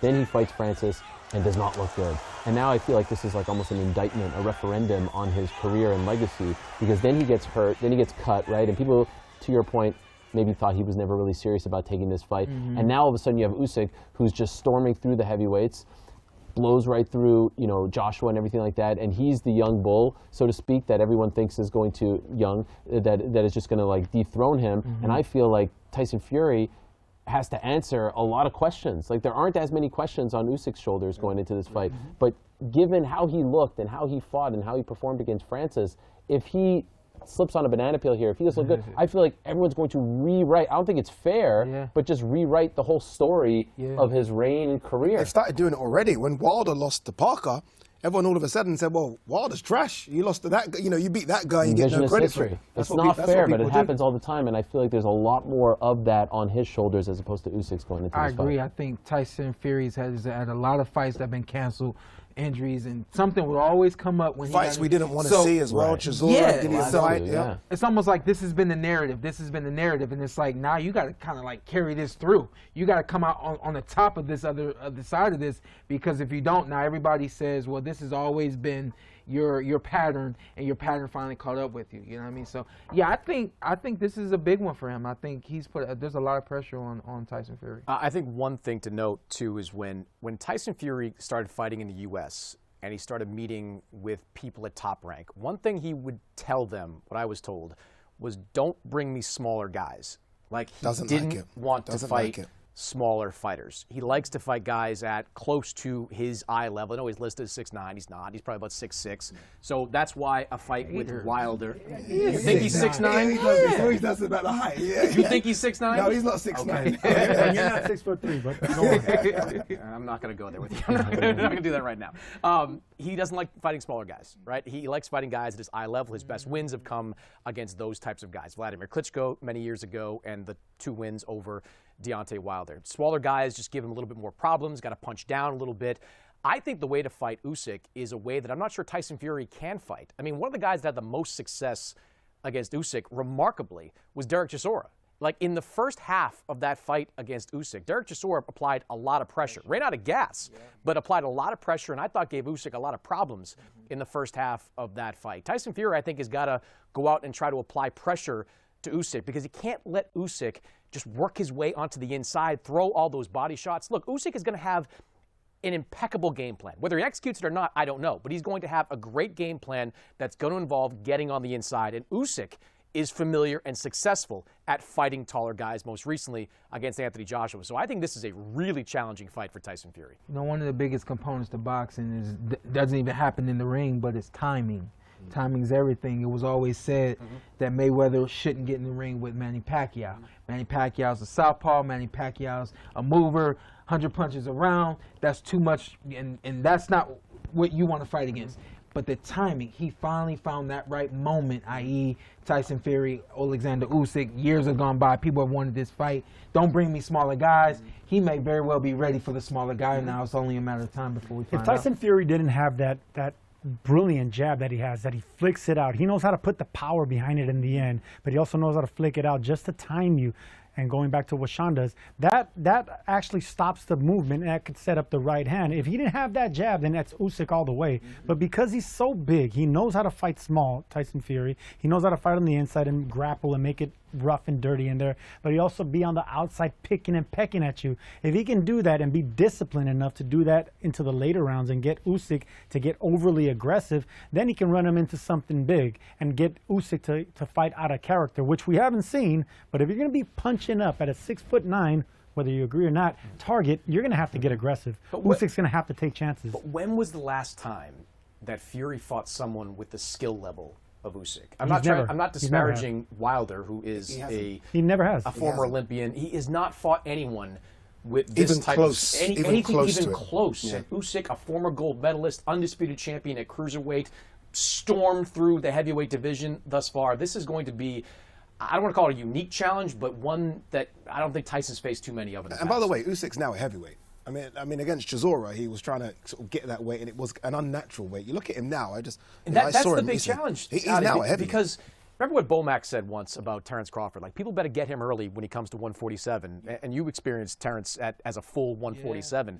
Like, you better get him early, because once he grows into that weight, he's going to be a lot better. I think that Usyk, now as a full-fledged heavyweight, is a lot better than what he was. Usyk's incredible, isn't he? I mean, to Chris's point there, the amateur record's ridiculous. It's an insane record. But even as a cruiserweight, he's gone to everyone's backyard, their backyard, and beat all the top cruiserweights. And by the way, some big names in that World Boxing Super Series. Now he comes to heavyweight, beats my guy AJ twice, which was painful to watch from ringside. And now he's bidding to become undisputed at heavyweight. If he were to become undisputed heavyweight, again, add in the undisputed cruiserweight title, what he done as an amateur.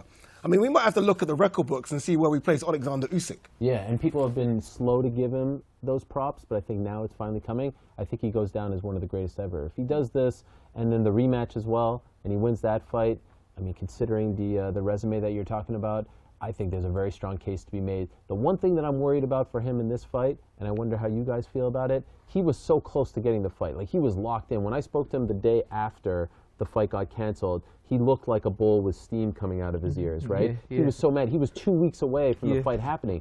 Now what he has to do is, that was in early February, you have to, or late January, you have to take your foot off the gas, and then you have to ramp up.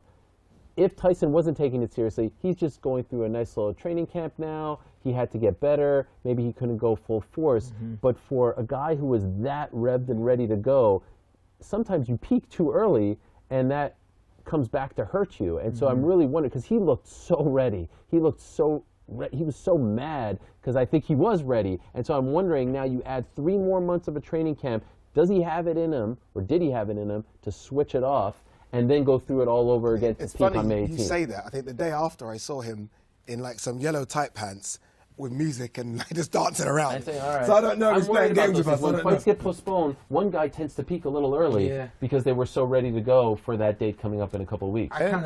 No, I was just going to say, they did scramble to try to save that date. I mean, his management team was trying to keep him on that card because they didn't want him doing exactly what you said, stopping. They wanted him to finish the camp, go through with the fight. Unfortunately, for various reasons, they canceled the entire show back in February. But he wanted to go on that February date. Where do you guys stand on this one? Who do you think will be undisputed heavyweight champion come the evening on May 18th? Fury? I say he shocks a lot of people, and he turns back the clock, so to speak, and he reminds everyone why he's the man. I don't doubt a man like Tyson Fury. He's crazy as a fox. I think he's the man to beat at heavyweight, and for Usyk to have to come up from cruiserweight to beat the top dog at heavyweight, it's too much for him, I think. The jab, the size, the we got a clean experience, sweep on Fury here. the mentality. You know what I mean? I just know what it means when you buy into what you're being told to do or what you have to do. I think Tyson Fury's bought in. I think he's the guy at heavyweight, unbeatable. He beats Oleksandr. Come on, Chris, turn it around. I bet against Oleksandr Usyk against Tony Bellew. I bet against him against Anthony Joshua. I did it again against Anthony Joshua in the rematch. My days of betting against Oleksandr Usyk are long since over. This guy continues to defy the odds, continues to beat the best. Usyk by decision. I don't know if you guys want to know what I think, but I think Usyk gets the job done as well. So 3-2, Fury Usyk, which shows how good a fight that is. May 18th, live on DAZN. Someone is going to go home with all that gold. Will it be Tyson Fury? Will it be Oleksandr Usyk? Make sure you tune in to DAZN to find out who. Really, really enjoyed that, chat. Fury 3-2. He took it on the scorecards. Will he take it tonight? The Kingdom Arena looking magnificent. Look at that, Fury Usyk. It really is an incredible arena. Host football, host boxing, and tonight is the world of boxing that takes over. This place has sold out. There isn't a seat in the house, and they're here for everything, including this.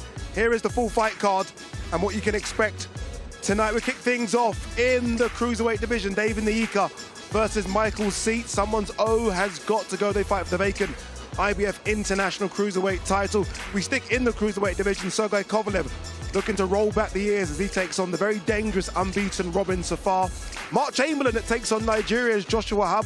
They fight for the vacant WBC Silver Lightweight title. And then we move to the big boys. The vacant WBO Intercontinental strap is up for grabs. The unbeaten Moses Itauma versus the very dangerous German Ilya Mazenchev. Talking about dangerous, Frank Sanchez versus Agit Kabayel. Two very dangerous heavyweights, unbeaten both of them.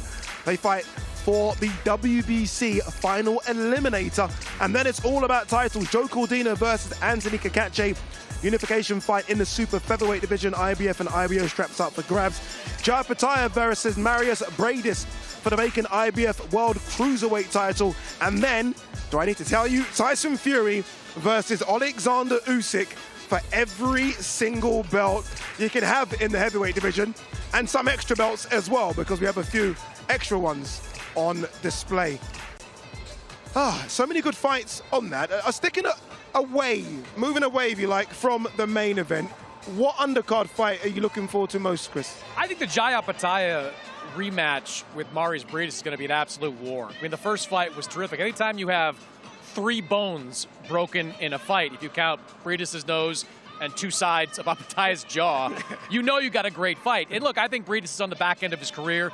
He's 39 years old. Apataya's been more active.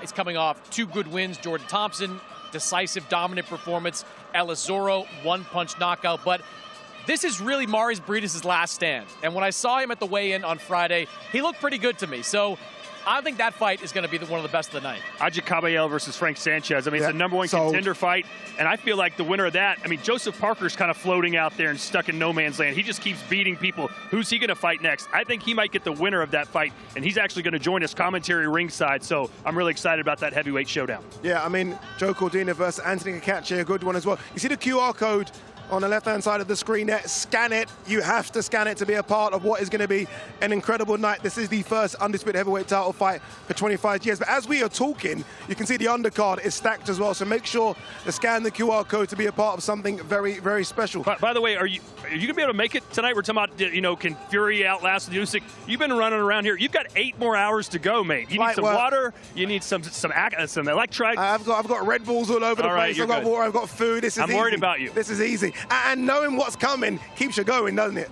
It does keep you going. Look, we're very, very lucky. We're very, very fortunate.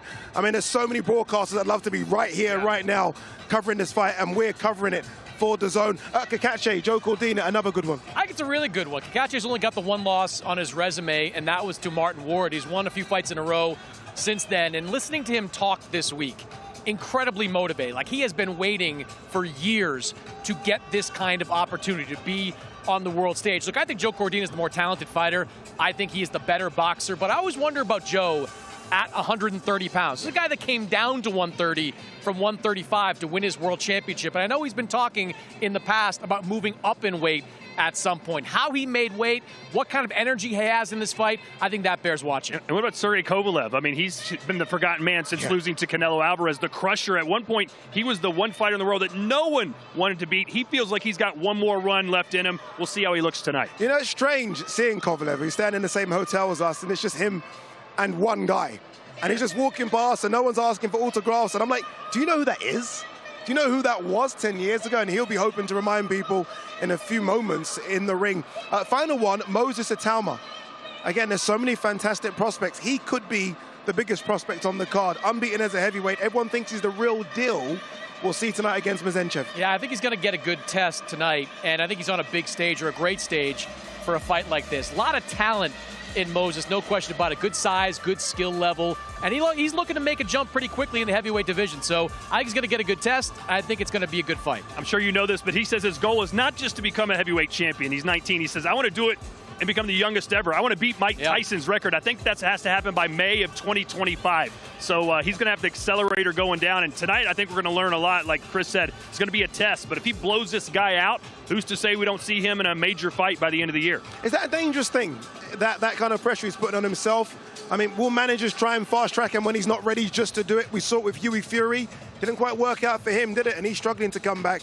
Is that dangerous or a good motivator? I think it's a good motivator. And, look, I admire the aggressive nature, the gumption of him. I don't think Mike Tyson's record is in any danger anytime soon. I think he is a very talented prospect, but I think he's going to be on a typical prospect track where he's doing 10, 15, 20 fights before we talk about him as a world championship contender. All right, prelims are done. That was a bit of a teaser of what you guys can expect on the undercard. But obviously, the main event is between the two big boys, Tyson Fury versus Oleksandr Usyk, for everything. For all the marbles on planet Earth, make sure you scan the QR code, get involved, and we'll see you in about 5 minutes.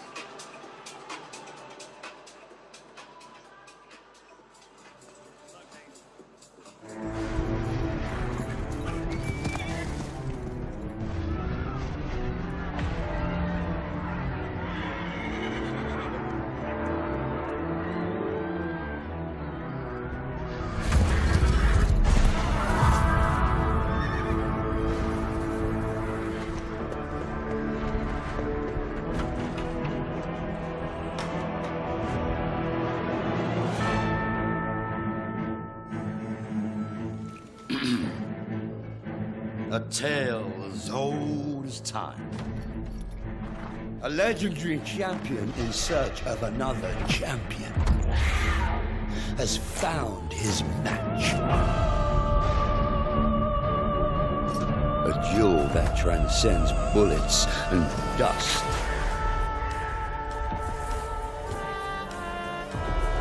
Both men undefeated. Both men larger than life itself.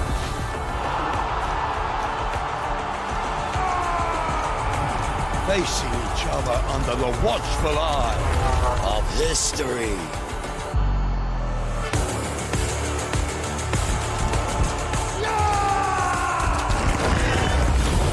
Beyond blood, sweat, and fire, and the mercy of the rough seas. Moved by the ravaging rival. Oh, sweet rival. And their fists will speak a language older than words. They will speak loudly. And there is just one way to be remembered for all of eternity.